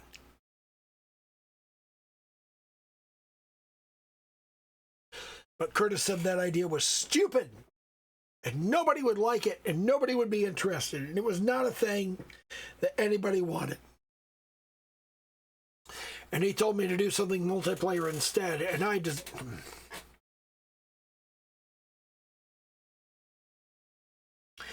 And I built the stupidest, most unfun multiplayer game in all recorded history.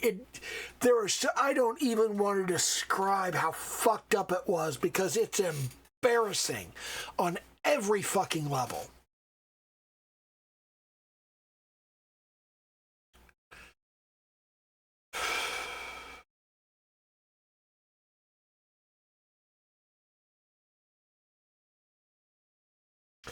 Good judgment comes from bad judgment. I made a bad judgment. I'd have just gone the other way. If I told Curtis, fuck off, I'm building the idle game anyway. I'm turning Dope Wars into a game that has offline progress. Would have been the right thing to say. But I didn't. I didn't say that. I said, oh, I should make a multiplayer game. Oh, okay. I'm playing in the kiddie pool making single player games. I should make a multiplayer game. And I made the world's worst multiplayer game.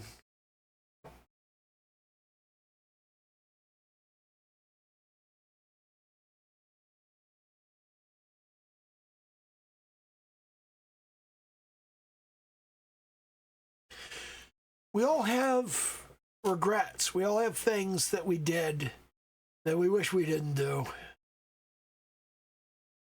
Man, do I wish I didn't do that. But you move on. You move on and you do new things.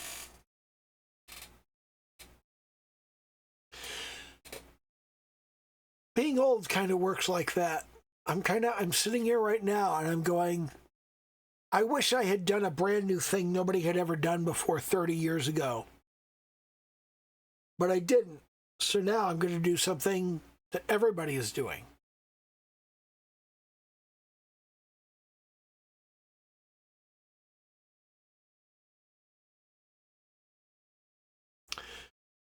There's a certain pathetic quality to that.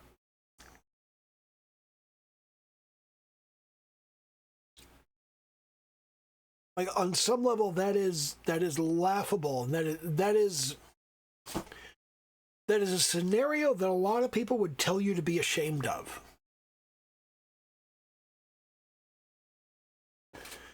But at the same time, if I go and look at my Steam library, I look at my Steam library a lot. So I love my Steam library. It's full of good shit. I like the stuff in my Steam library. It's awesome.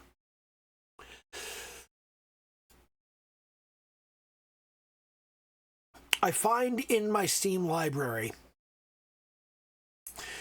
what's the best example?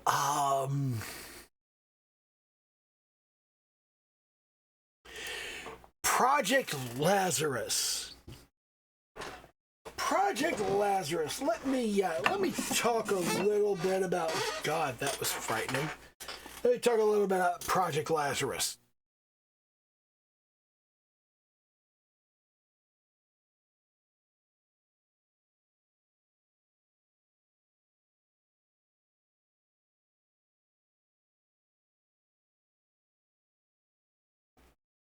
Yeah, I fixed my camera's focus because I should fix it.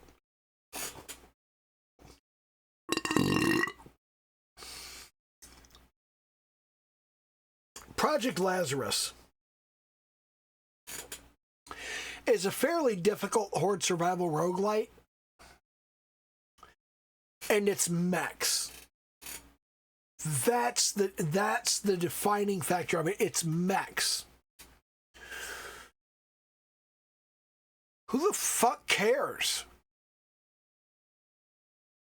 That's not a game mechanic. That's just... That is just graphics. That is just backstory. Do you need to have graphics? Yes. Do you need to have backstory? Yes. I have backstory. I don't have graphics yet. I haven't even bothered trying to make graphics. That's one of the more frustrating things about this. Let me flip over to this, and if I open the player scene and I jump over to my animation player, you see all these animations. They have they have 8 frames each. That's 32 there, and there's another 32 there, and the idle animations are only 3, and the death animations are only 3. So we got a total of 3, 11, 19 times 4. That's 76 animations. Or not 76 animations, but 76 individual sprites. I gotta draw 76 individual sprites for every single type of enemy. I gotta draw 76 sprites for every different character you can play. I gotta draw 76 sprites for every different outfit of every different character. And there are 10 different types of enemies, and there are 10 different levels of enemies, so that's 100 times 76. And there are 10 different playable characters with 10 different outfits each. So that's 100 times 76. That is 15,200 sprites just to animate the players and the enemies. That's before I build the 10 levels and every object that goes on the 10 levels and all of the different kinds of breakables and all of the different kinds of collectibles and all of the different displays when you do your level up. And I've got to have the little card that says, this is the thing that you get if you choose this.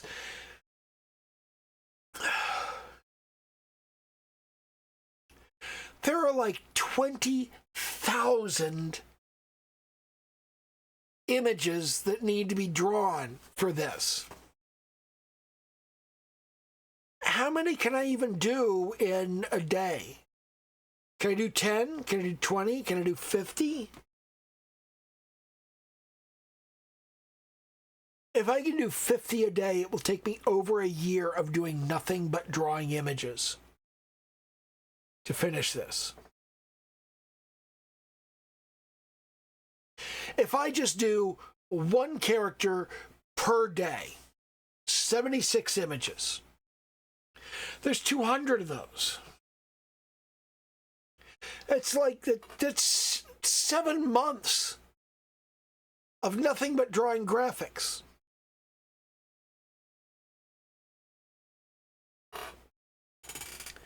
The amount of time this is going to take is insane.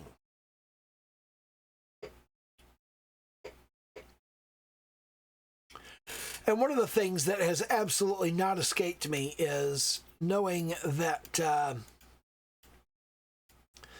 the way the original creator of these graphics, these stock graphics that I'm using, I should credit this person.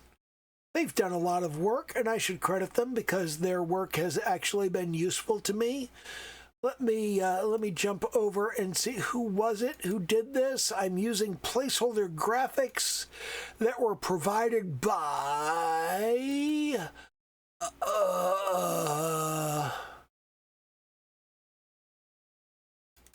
fucking hell, where is it? There, yeah, there it is. It's PV Games. Yeah, so let me fire up Microsoft Word and yeah, the PV Games, okay?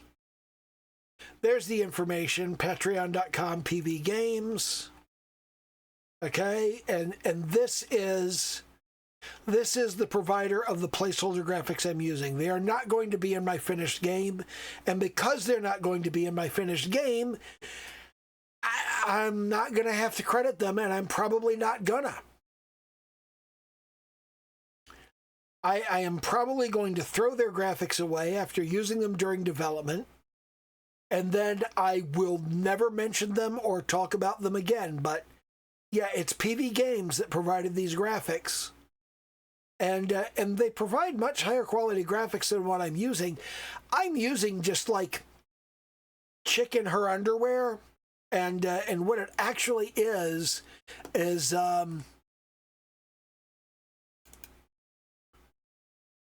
I see. I think it's in volume 2. Yeah, no, not volume 2. It's in. Yeah, there it is, volume 2.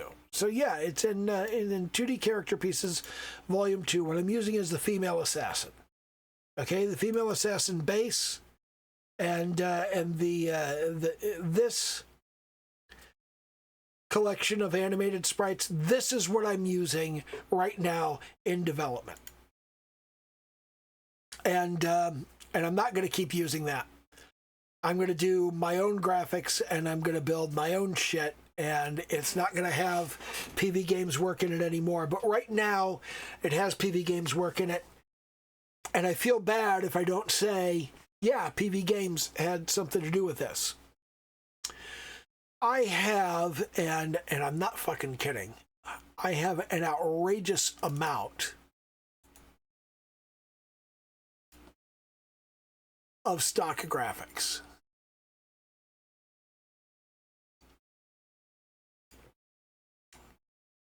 Let's see, user data D, let me...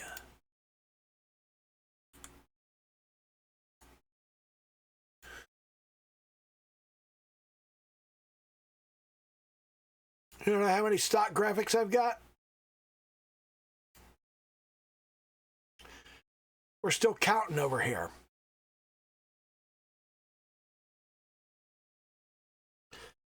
This is my stock graphics, my stock sound, my stock video. This is all of the various stock. It has counted up to 252 gigs. We're over 300 now.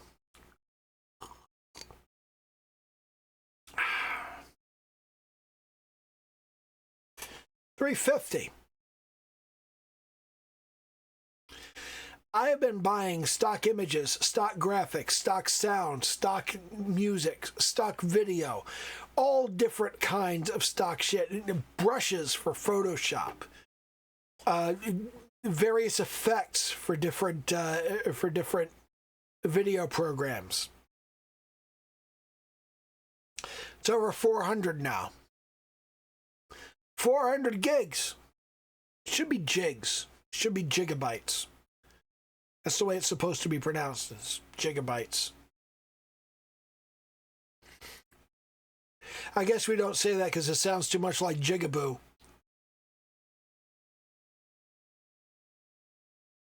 There we go, over 500. That is more than half a terabyte of stock that has been purchased over the last 30 years. That's an outrageous amount of stock video, stock audio, stock graphics, stock everything.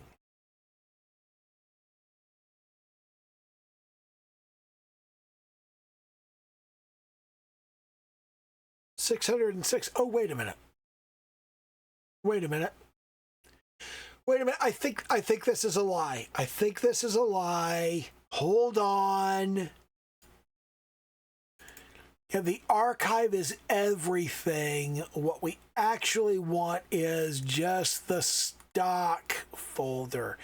Yeah, okay, so, yeah, properties. That may not be as large.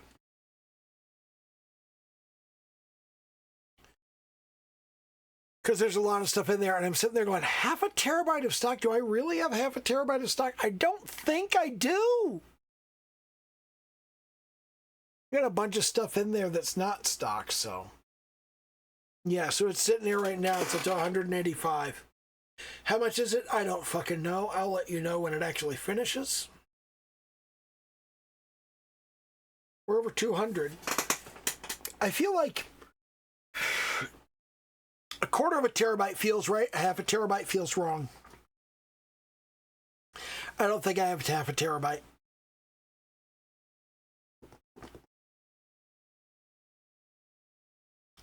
But yeah, the folder full of stock is it's closed up. There's a quarter.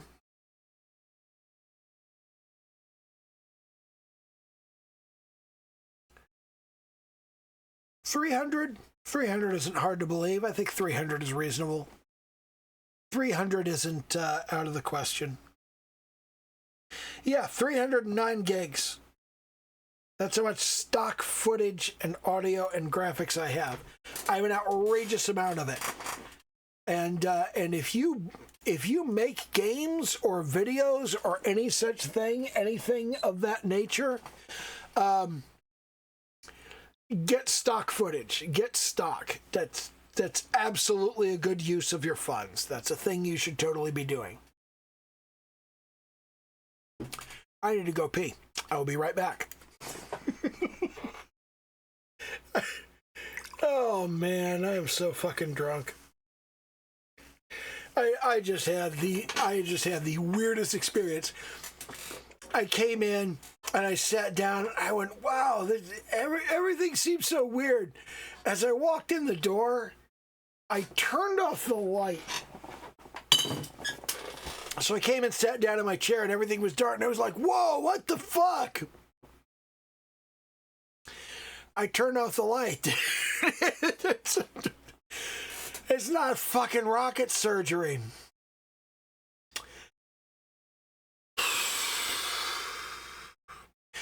You always hear people say it's not rocket surgery. It used to be you never heard people say that. People would say it's not rocket science or it's not brain surgery. And the thing is, now people say it's not rocket surgery to like lampshade that they're fucking with you. But nobody ever says it's not brain science because brain science is real. Brain science is a real thing. Rocket surgery is not. You can't perform surgery on a rocket. You perform maintenance on a rocket. I know that because I'm an actual goddamn rocket scientist. A lot of you don't know that. Back in the day, back in the early 1990s, I was a defense contractor. I worked for McDonnell Douglas. I worked for Lockheed before the Martin Marietta merger. So it wasn't Lockheed Martin at the time. I also worked for Martin Marietta. I worked for BDM. I worked for Convergent Sciences and Technologies Corporation. I worked for Coleman Research.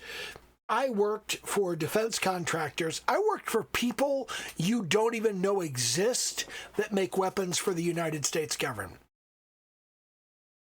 And I did that because there was an outrageous amount of money in it. There was an outrageous amount of work. And all you had to do was say, I don't give a shit. I'll build Reagan's lunatic horse shit idea.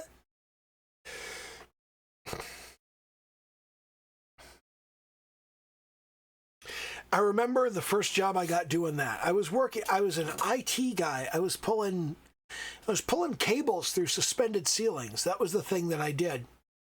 And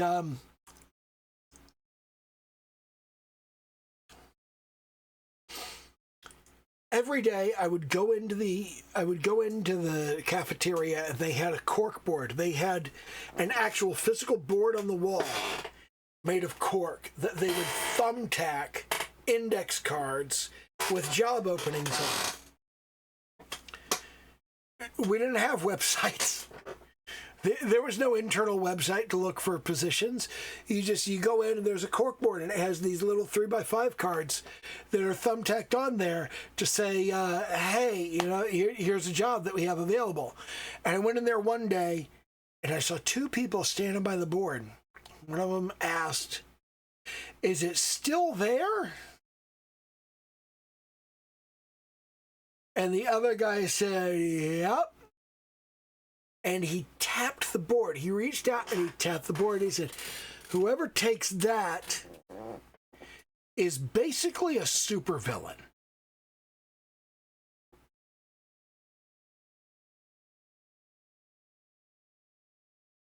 Now, I don't necessarily want to be a supervillain. But when you tell me nobody wants this job, what I hear is deep blue sea. You don't want to be a big fish in a small pond. You don't want to be a small fish in a big pond. You want to be the only fish in the deep blue sea. Whoever takes that is basically a supervillain. Nobody is going to take that. I got the reference number, which is how you send your resume. I got the reference number and I sent it in. Now, in the defense contracting industry, there are a lot of regulations. There's what they call the FAR, the Federal Acquisition Regulations. The Federal Acquisition Regulations say that you have to advertise certain positions for a certain period of time. And you cannot hire externally for those positions until that time has elapsed. So even if you know somebody who can do the job and who wants the job, and you could hire that person, they want to take the job, they're going to come and work for you. Even if you are required by law to inform the public this position is available, and to interview anybody who is qualified and applies until the deadline. There's a lot of rules and regulations around this. Just like one of the things Donald Trump is doing right now is Donald Trump is trying to put a stop to this thing that federal contracts do that say 10%. If as a contractor you are larger than a specific threshold, you must hire a contractor to do 10% of the work. So if somebody gets a $350 million contract, they must hire contractors to do $35 million of that contract. And the people they hire to do the $35 million, if they hire them to do too much of that contract, like I believe the cutoff is $10 million, if they hire one company to do $10 million of that contract, that company has to hire subcontractors to do $1 million of that contract. They have to hire 10%. And this is to guarantee that small companies who do good work will get work and will be able to survive. They will be able to continue. So the thing is, I applied for this job, and this job, I didn't even understand what the fuck it was. It was actually developing in Z80 assembler. I knew Z80 assembler. And the Zilog Z80 processor is the foundation of every fucking arcade machine of the 1980s. It was at the heart of Space Invaders. It was at the heart of Pac-Man. It was at the heart of Defender. It was at the heart of Berserk. It was in all of the consoles. I knew that. I knew that because I'm a fucking gamer. I've always been a fucking gamer. So when they said, it's a Zilog Z80 assembler, yeah, I can do that. And I applied for it. I didn't have any training in Z80 assembler. I didn't have any credentials. I didn't have any experience. I didn't have any former work assignments that covered that. So when I went in to interview, the whole thing was, I was like the only person who applied. And when I went in there, I swear to God, the guy was so pissed off. He was looking at my resume and he threw it over his shoulder. He looked at my resume. He flipped the page because I had a 2-page resume. I was a dumbass. I had a 2-page resume. Never have a 2-page resume. Do a 1-page resume. Not even 2 sides. 1 page. I had a 2-page resume stapled together. And he looked at it and he flipped it open. And he flipped it back. And he threw it over his shoulder. And he said, "You are completely unqualified for this position. There is no experience that you have. There is nothing you have ever done that qualifies you for this position. But you have applied. And we are desperate. And I am obligated by the situation to offer you the position as the most qualified applicant because you are the only applicant." And then he leaned forward and he laid down the fucking law. He said, "I assure you, if you fuck this up, you will never work in this industry again. You may never work in any industry again. I will make it my personal mission to ruin your career. Do you still want the position? And I sat there, 20 years old, a complete fucking moron, and said, yes. And he hired me.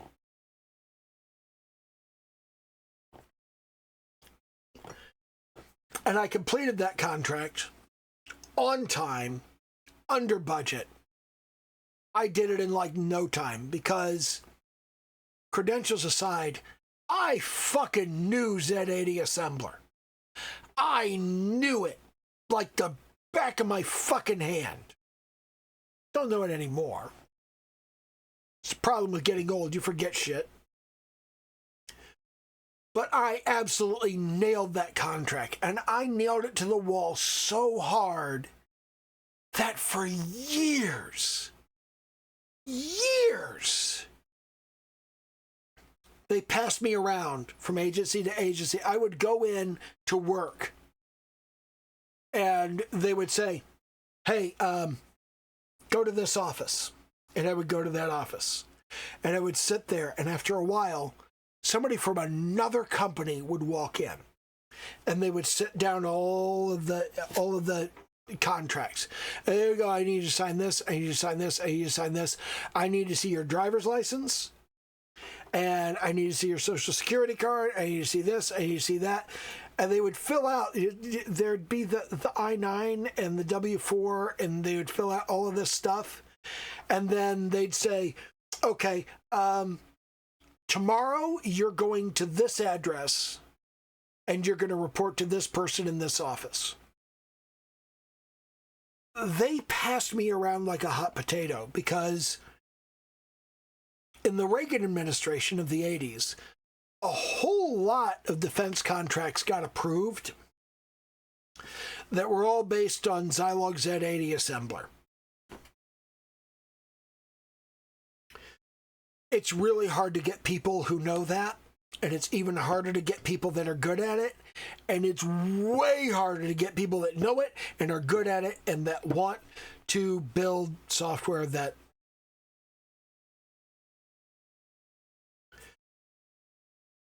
exterminates the human race. It was the Cold War. It was still the depth of the Cold War. And even after Gorbachev, even after the Cold War ended, the contracts that we had gotten under Reagan in the late 80s were based on the concept that the Russians were evil and they were going to kill us all, and that it was better for the human race to be extinct than to be communist. I want you to sit with that for a moment. I want you to sit with that idea that all the way up until the late 1980s,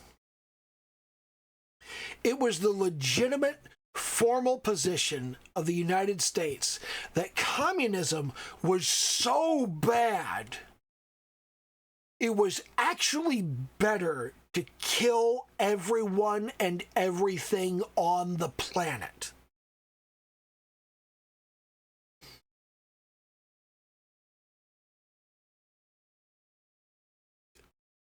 That's fucking insane.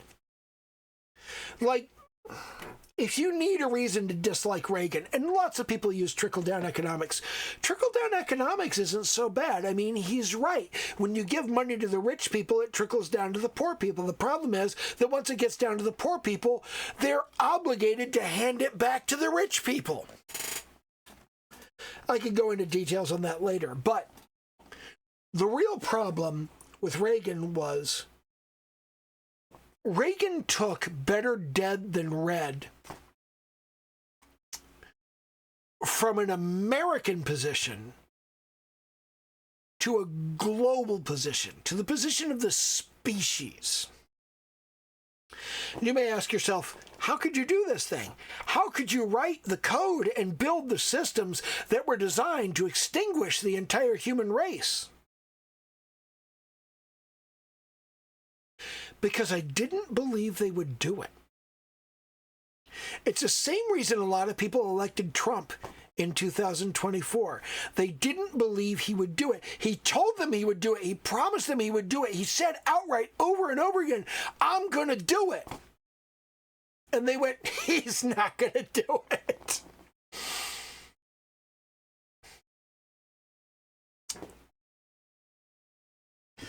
There was a day, I was working at McDonnell Douglas at the time.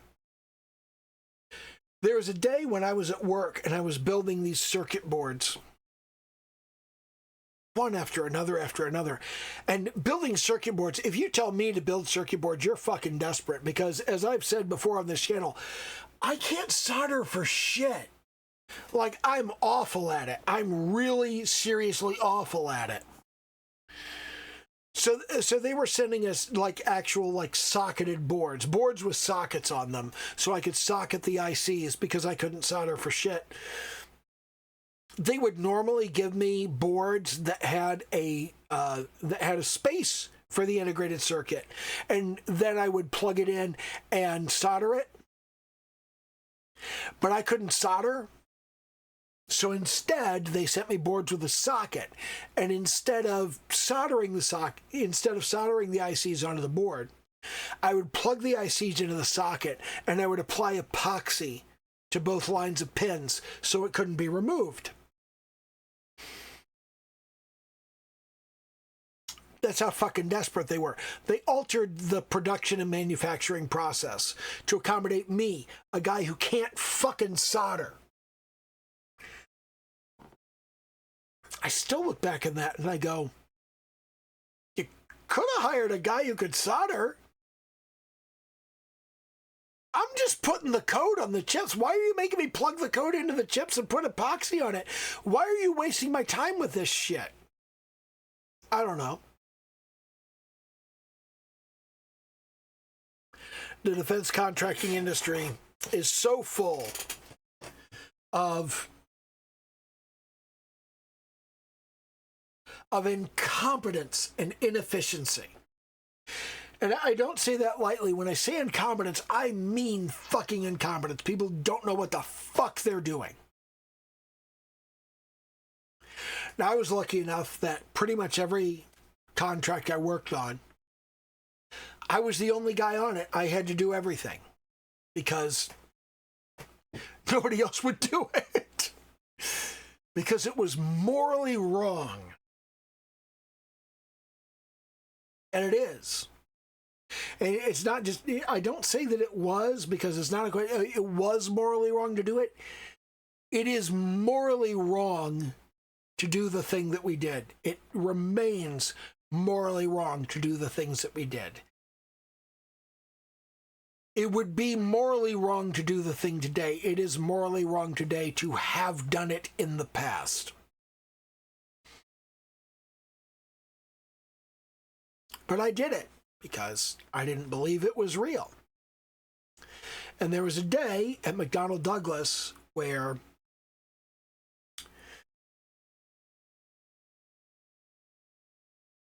four guys in black suits came into the lab with a cart. And the cart was full of boxes. And the boxes contained circuit boards. And these circuit boards, I had been working on a prototype for these. It's a circuit board that you plug into an intercontinental ballistic missile.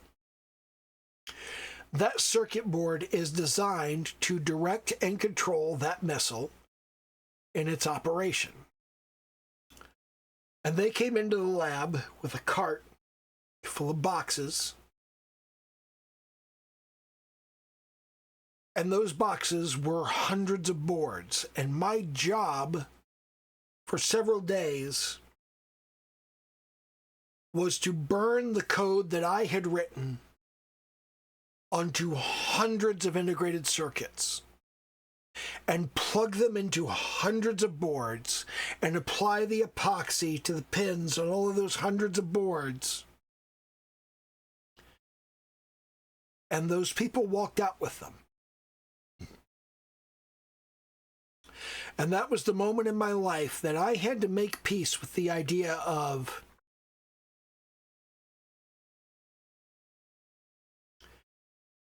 maybe it's zero.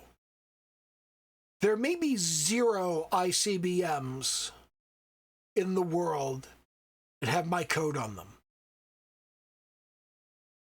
But there may also be hundreds. And the code I was writing,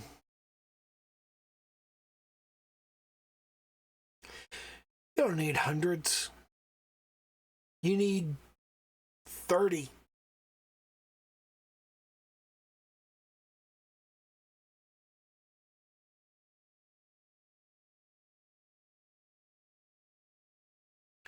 I had delivered to an unknown agency, an agency that I was not cleared to know who they were or what they were doing. I had delivered to them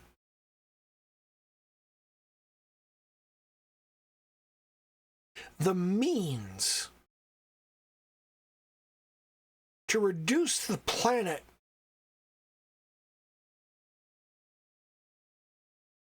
to a smoldering ball of rock, buried in its own dust and ash.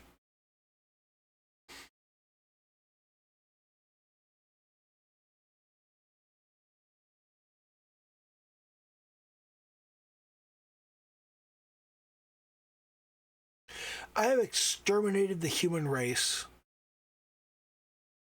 a dozen times over.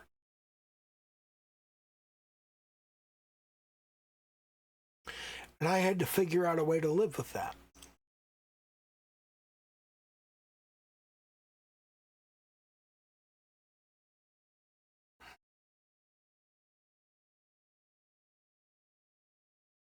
And I do live with that. I live with that. I live knowing that worst case scenario at any given point in human history, right now, right this very second, we are 72 hours from the extinction of all life on the planet, with the exception of a dozen species of anaerobic bacteria.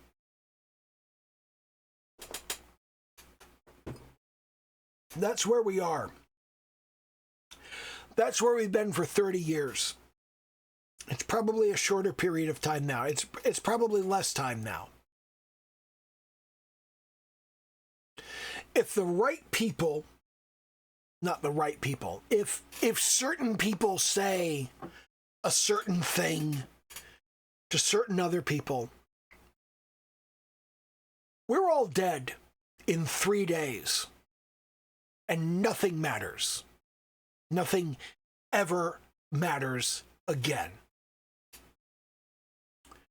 And I need another drink. So I'm going to get one. You may have a better understanding of who I am and how I think now. Okay, so sorry to get so absolutely morose and shit, but communism is bad, and I agree that communism is bad, but it's not so bad that you need to extinguish the human race to avoid it. Communism does kill people. It's gonna kill people. Libertarianism will also kill people. Socialism gradually begins to kill people. Capitalism gradually begins to kill people. I kind of view it as you got libertarianism on one side, you got communism on the other side, and then you got socialism leading to communism, and you got capitalism leading to libertarianism. And when you get to libertarianism, then lots of people start dying. And you get to communism, lots of people start dying. And really, it's kind of the middle of that section. The middle of that is where you want to be. You want to be like max 30% socialism, max 30% capitalism. You don't want to go much farther than that. But a lot of people are fucking stupid. Get a lot of people that go, it would be so much better if we had more socialism and moved more toward communism. No, as you move more toward communism, more people die. Oh, it would be so much better if we reduced regulation and we reduced restriction and people can get more toward libertarianism. No, when you get to libertarianism, lots of people die. They're effectively the same. Okay, that's the thing. Libertarianism, communism, all right, there's functionally no difference between nobody owns anything and I personally own everything. And if you're too close to that, lots of people are dying and everything sucks. It's bullshit. You don't want to do that. And in my opinion, that happens right around 70%. When you get 70% of the way down capitalism into libertarianism, too many people are dying. Back the fuck up, turn it around. When you get 70% of the way down socialism and you're getting into communism, too many people are dying. Back the fuck up, you got to turn it around. So you got you got this 30% around the center. Okay, you got 30% on one side, 30% on the other. It's a total of 30% of the whole circle, but it's you got that 30% in the middle, and then you got 20% more over on the capitalism side that is okay, we're not over the line yet, but we need to turn around. And there's another 20% over on the socialism side where it's we're not over the line yet, but you got to turn it around. And then you got 30% all the way down at the bottom that's okay, everybody's dying. We need to fucking fix this.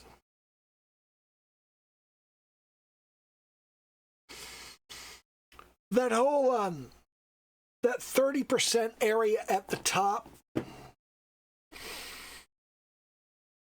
that's where you want to be. And you got to understand which side of it you're on. You're either on the socialism side, where it's mostly about the government providing for the people, or you're on the capitalism side, where it's mostly about the people providing for themselves. And for best results, you want to keep it on that side. America's very much on the side of capitalism. We should stay on the side of capitalism, but we should stay right in that top area, no more than 15% over to the libertarian question. And then you got places like, Norway and Sweden and Finland, the Scandinavian countries, Iceland, another one. They're over on the socialism side. They should stay in that 15% range. If they go much farther than that, they start to have problems. We're all kind of hovering around that center. All of the people that are into these extreme results, that's a terrible idea. Even the people who want to go right to the center, we want to go right to the middle. No, dude. 10 to 15% from the middle is where you get the best results. It doesn't matter which side it's on. If you're 10 to 15% capitalist, that's good. If you're 10 to 15% socialist, that's good. If you get over 20% capitalist or over 20% socialist, now it starts to not be good. And as you get closer to the 30% mark, it just gets worse. It just gets worse the farther you go. You got to close back in on the center. You got to kind of hover in, okay? I mean, we understand this here in America. The middle class is where it really matters. It's just that the middle class isn't what we think the middle class is. It's, you know what? Let me pull something up here. Okay? Here's the thing. Most people are familiar with the concept of the Pareto principle. Okay? And the Pareto principle is fairly simple. It was discovered by Vilfredo Pareto as he was examining the distribution of land ownership in Italy. Okay? And what he found was that 20% of the population owned 80% of the land. But what really kind of opened his eyes was, oh, that was wonderful.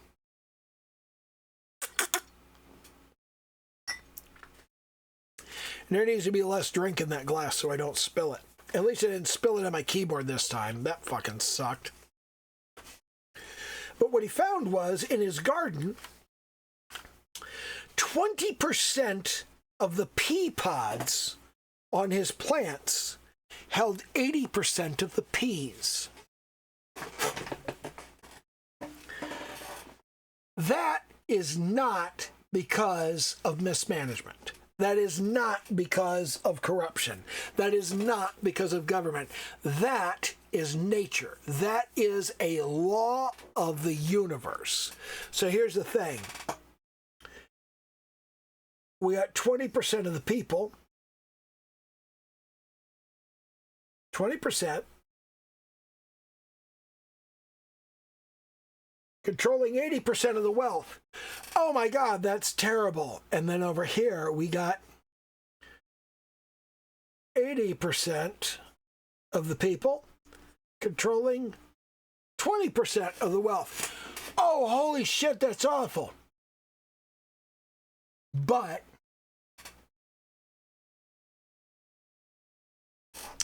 strip off the 80%. 80% of the 80%. That's what of means in a word problem. It means multiply. 64% control 80% of 20%. Which is to say, 64% controls 16% of the wealth. And then 16% control 16%. Now you may sit there and scratch your head and go, what does this prove? Iterate it across the top. When you iterate it across the top, guess what you find?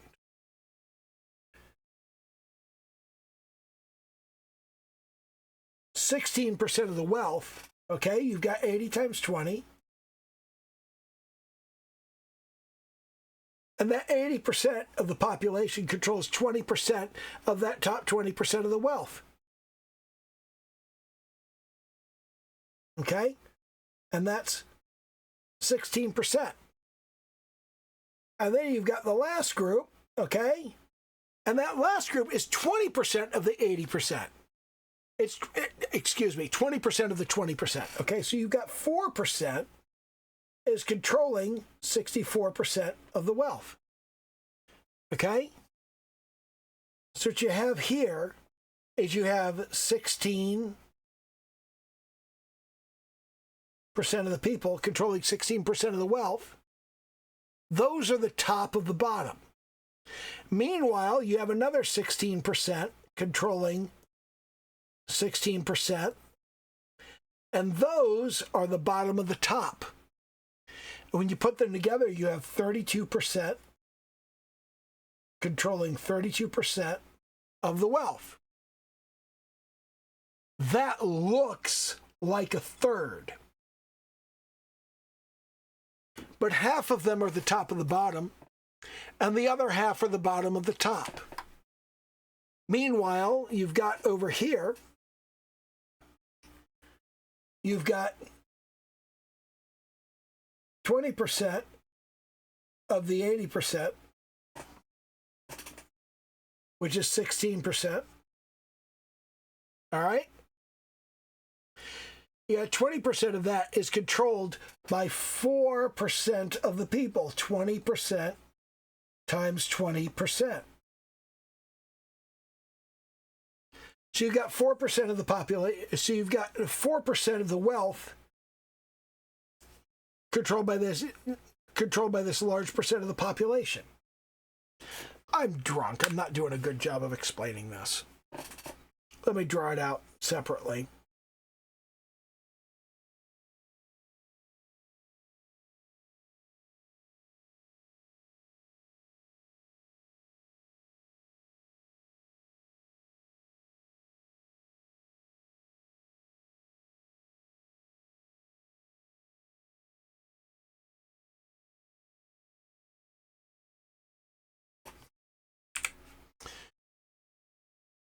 I can't think straight.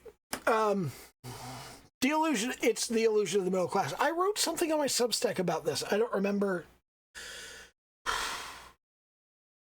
what the title it was. I've talked about this a lot. Man, I've had too much to drink. Okay, let me work through this. I'm not that fucking drunk. I should be able to work through this. Okay, over here we have 80% of the population and 20% of the wealth. And 80% of the 80%, 64%, controls 20% of that wealth. So it's 4%. And over here, we have the rest of it. We have 16%, 80 minus 64. 60% is controlling 80% of 20%, and that's 16%. And then over here on the top end, we've got 16% times 16%, and then we've got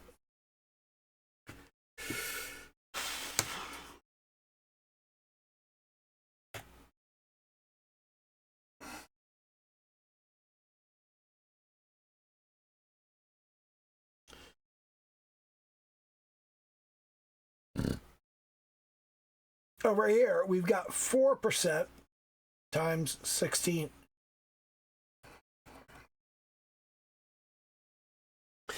You can see over here, we've got 64% of the population is controlling 4% of the wealth. Here we've got 16% of the population is controlling 16. Here we've got 16 is controlling 16. And here we've got 4% controlling 64%. Now these two pieces right here, the 1% to 1% match, feels fair. So they look identical. So it looks like we have 32% of the population controlling 32% of the wealth. And that feels fair, and that feels like a middle class. But it's not the middle class.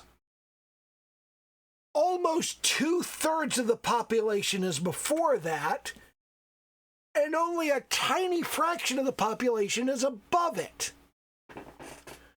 We feel like 1% to 1% is fair. We feel like 32% to 32% is fair. And we go, there should be 32% below it and 32% above it. But that's not how it works. That's not how anything works. And it's like a law of the universe. It's not caused by the system. Capitalism doesn't make it happen. Socialism doesn't make it happen. Communism doesn't make it happen. Even libertarianism doesn't make it happen.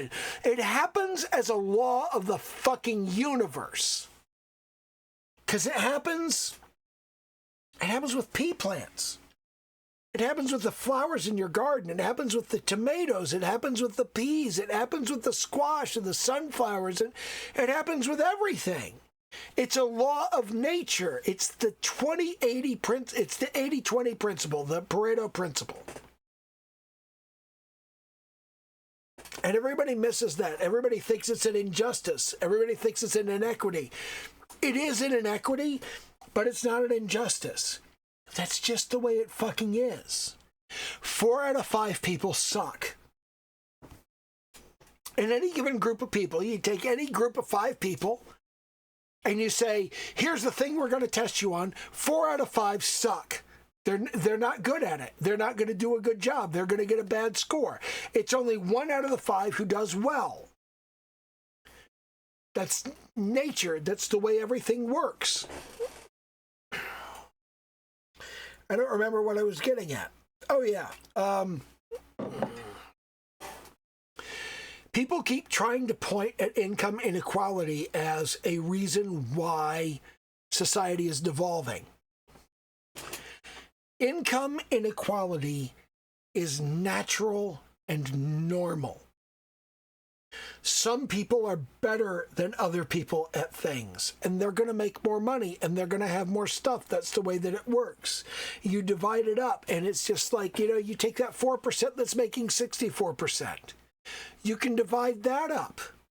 okay? And you've got like 3.2% of those are going to make like, what does it end up being? 3.2% of those are going to make like 12% of the money, and the other half of the money is going to be made by like less than 1%. Less than 1% of the population is going to control more than half of the money. And it's always going to be like that. It doesn't matter what you do. It's always going to happen that way. It is a law of the universe. It is a law of nature. It's not the system. It's not the rules. It's not the government. It's not cheating. It's not refusing to pay your fair share. There's a tiny fraction of the people who legitimately earn the overwhelming majority of everything. And the rest of you suck. You suck at your job, you can't do shit, and that's why you don't make any fucking money. If you want to do better, you got to work harder. And there are lots of different ways to work harder. The thing that I constantly have to impress upon people is that your employer makes money from something. And if you don't contribute materially to that something, you don't make your employer money. Most people don't understand how what they do contributes to that something. So there's a disconnect. They don't understand what they contribute, so they don't understand why they make what they make. And that disconnect is the problem. You need to find the connection, and you need to find your fair position within that. In the defense industry, I was frequently the only guy working on a product or on a project that was a $350 million contract. But I was a fucking idiot, and I did not understand that. So I worked for $30,000 to $50,000 a year on contracts that made my employer hundreds of millions of dollars.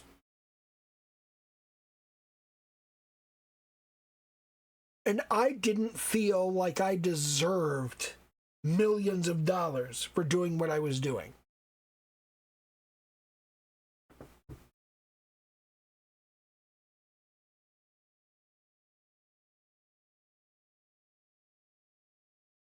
I certainly didn't get millions of dollars. But if I'd understood the situation, if I had been old enough and wise enough to understand, I'm the only reason your company doesn't need to pay $180 million back to the federal government next year. If I understood that, I should have made $15, $20 million. I should have. I deserved it. I saved so many companies from so much bullshit. And I didn't understand what I was saving them from. I didn't understand the value of my work to those companies. And I didn't get paid what I was actually worth.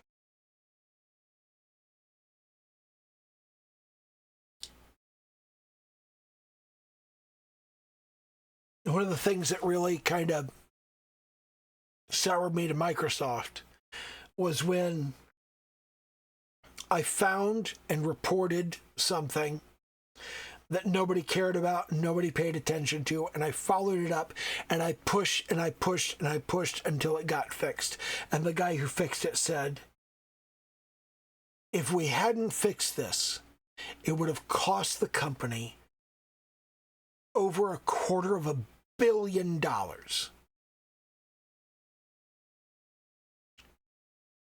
And I was the reason it got fixed. And I did not get a meaningful piece of that $250 million.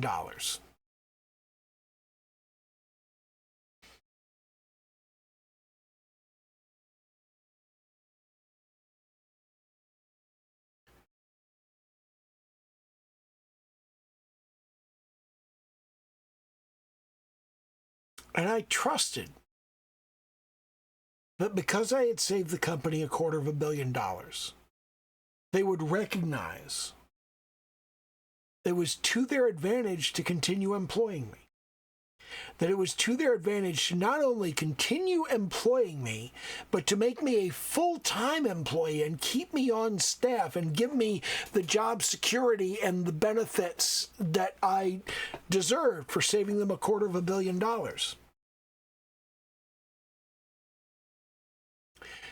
They did not.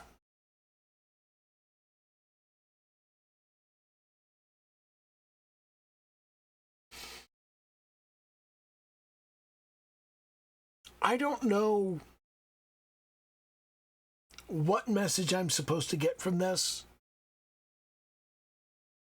but the message I took from it, whether it's the one I'm supposed to get or not, is working for an employer is a constant process of getting fucked. Working for a client is no different. You constantly get fucked no matter what you do, no matter what you say, no matter how hard you work, no matter how well you do.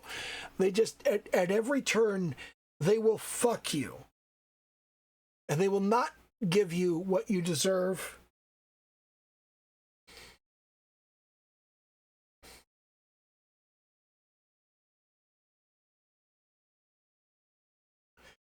And you'll only get what you deserve if you demand it, if you take it.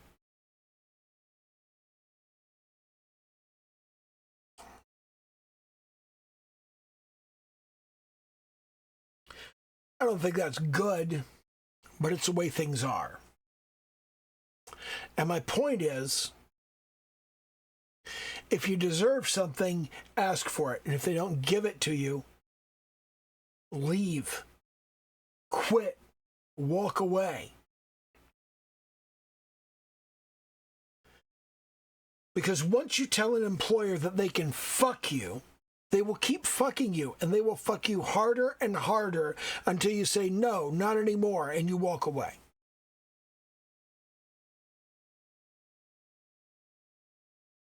I loved working at Microsoft. I loved working in that environment. I loved working with those people.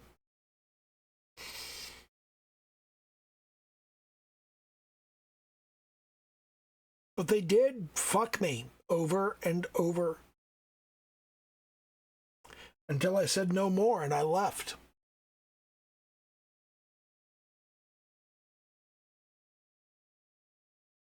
Should I have left? I don't know.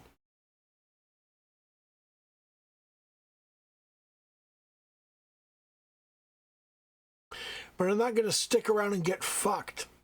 I'm not a whore. I don't get fucked for money anymore.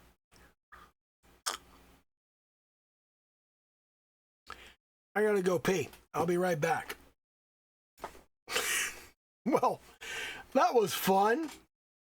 Last time I went to the bathroom, I forgot to turn off the light on my way out of the bathroom. So this time on my way into the bathroom, I went to turn on the light, but the light was already on, so I turned it off. And I was standing in the bathroom, peeing in the dark, going, why is it so dark in here?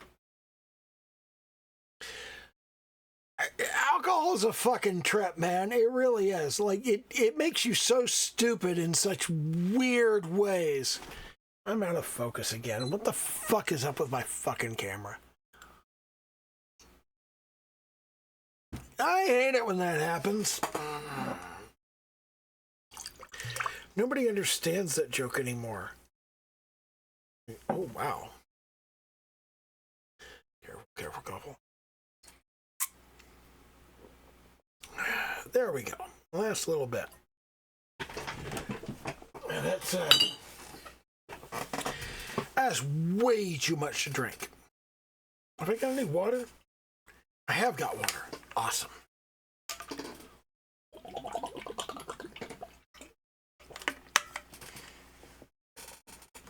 The reason you get hungover, the thing that hurts when you get hungover, okay, your brain can't actually feel pain. The thing is that when you drink a lot, you get dehydrated, and because you get dehydrated, your brain shrinks. And when your brain shrinks, it pulls on the meninges, which is like the membrane that surrounds your brain. There's this membrane that surrounds your brain, and it's attached to the inside of your skull. And when your brain shrinks, it pulls on the meninges. It pulls on that membrane, and that membrane pulls on the inside of your skull. And that's why you get the headache. You get the headache because your brain has shrunk, and it's pulling that membrane against the sides of your skull, and it fucking hurts. So, if you drink a lot, get you some fucking water. It's a good idea. I have no idea what I was talking about.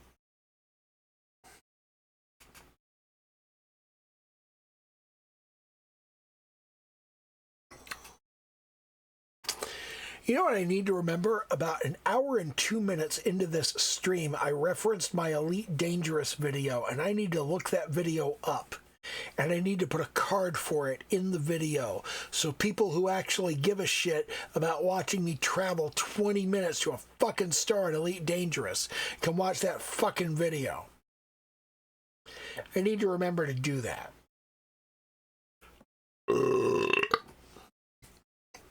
And saying that I need to remember to do that helps me remember to do that.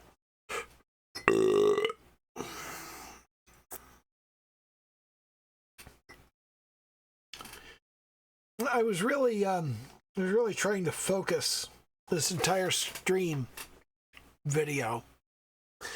I don't stream anymore. Why stream? Nobody shows up. Fuck it, just do a video. I was really trying to focus on the question of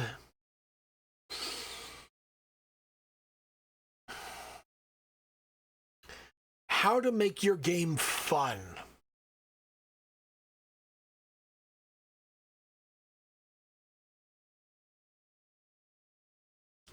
I don't know if I've done a good job on that. I never know if I've done a good job on that, but that's okay.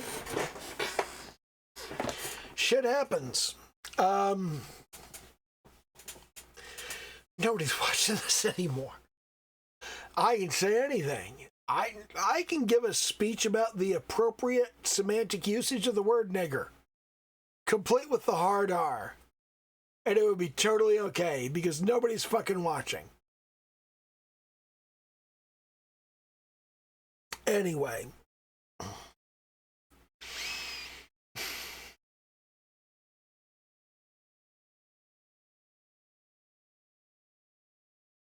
Making your game fun comes from playing it, but it also comes from recognizing, what if this was the first time you saw the game? What if this was the first time you played?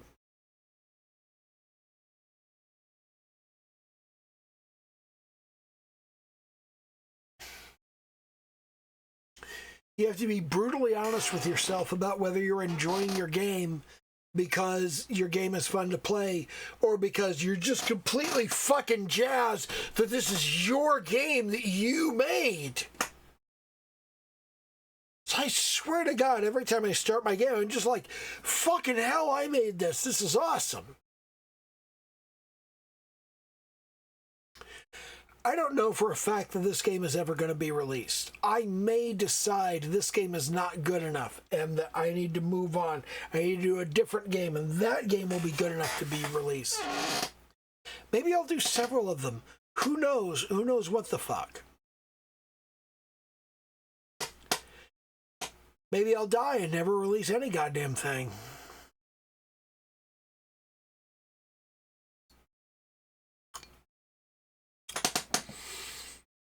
Who fucking knows?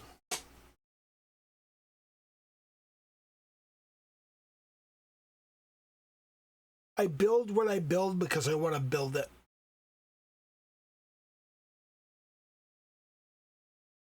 And I'm concerned with whether building it is interesting and engaging now.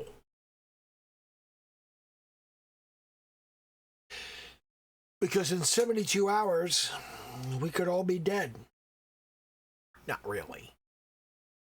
We can't really all be dead in 72 hours.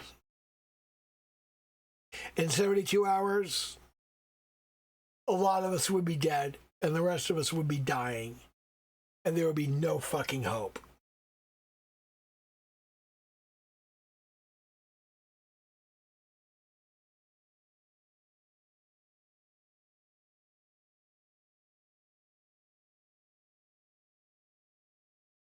It could all burn in a very short period of time. And I know that better than most because I'm one of the people that helped make it possible.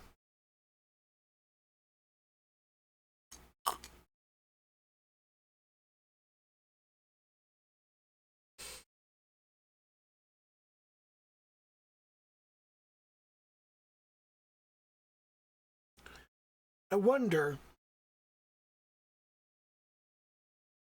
what would have happened if I never helped. Would somebody else have helped?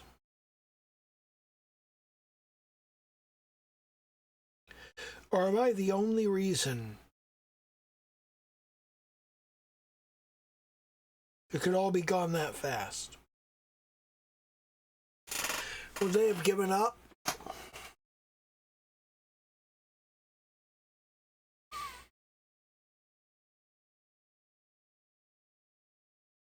Were those people in the cafeteria right that if nobody answered the ad, it would have changed the course of human development? It would have changed the course of human history. We wouldn't have had a world where we might all be dead.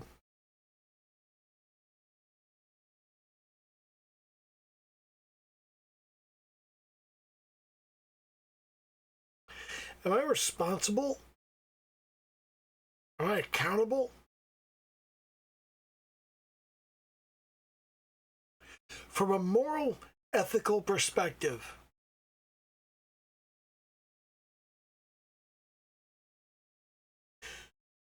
forget whether the human race actually is extinguished, whether we actually do face real extinction.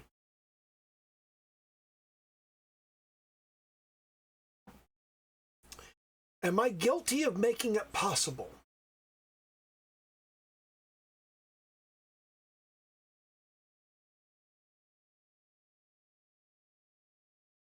Does it matter? Am I the only person who would have done it? Would somebody else have done it? Would we have ended up in the same place whether I did it or not?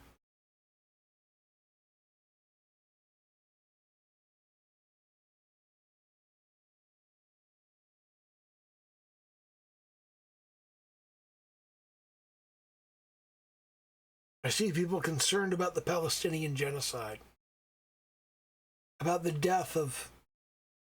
How many people are in Palestine? What's the population? 5, 6 million? That's about the size of the Holocaust.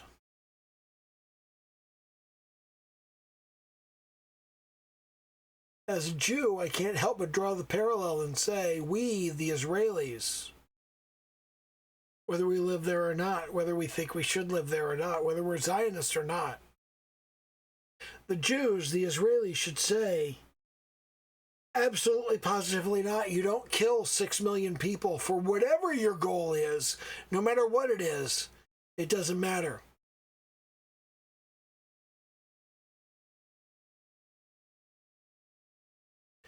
And then I look at the Palestinians. The Palestinians say,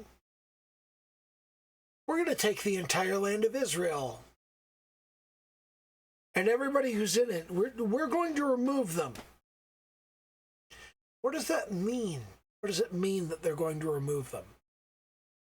Oh, you know, we're just going to, they're not going to be here. They're going to be, I don't know, somewhere else.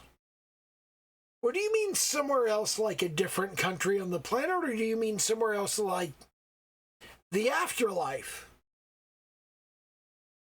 Oh, it'll be whatever it is.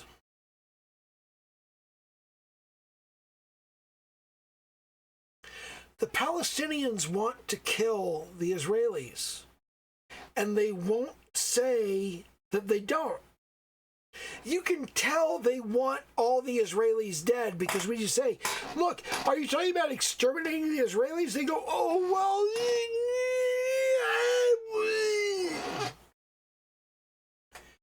they make all the excuses.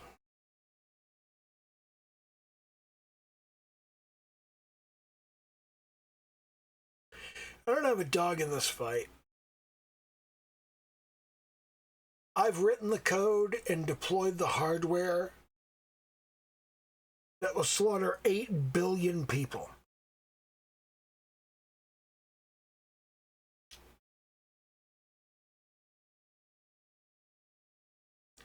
You want me to get upset about 6 million? Sorry.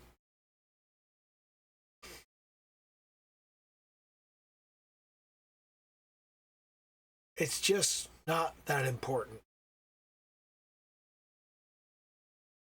6 million people that barely even registers. It's not even 1% of the population. It's like 1/10 of a percent. It's like 1 out of every 1,000 people.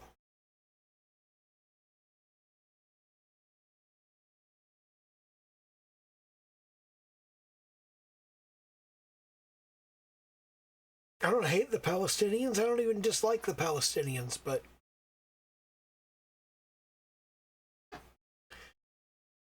people die. It's a thing. Oh my God, 6 million people are gonna die. Really?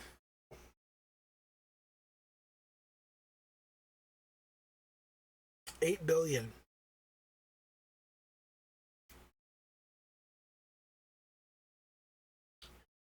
$8 billion people.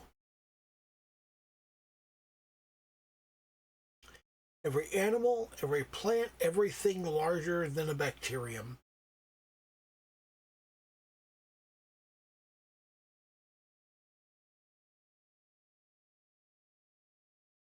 We are becoming Yugoth, rolling alone in black ether at the rim.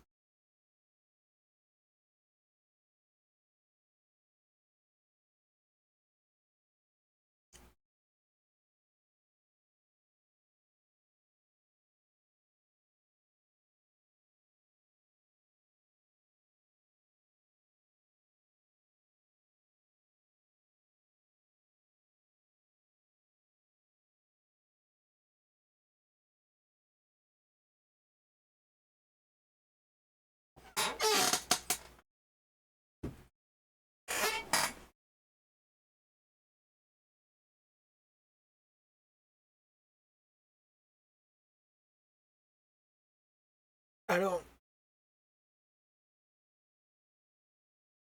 don't have anything meaningful to say here.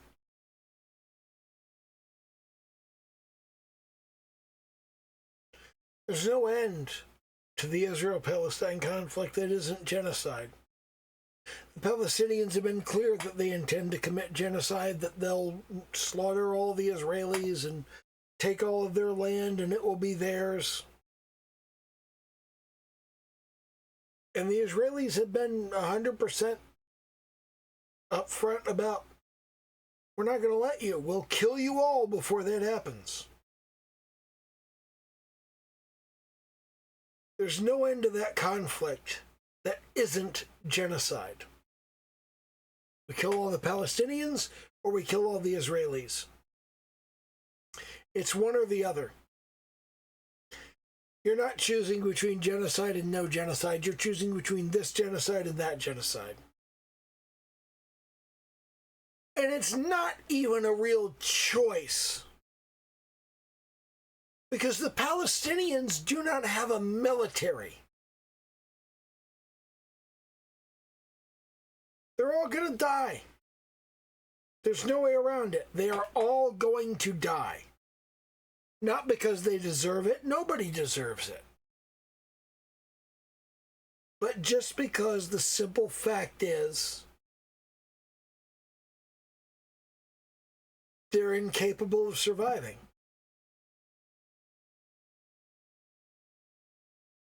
I shouldn't be talking about this. Fuck this.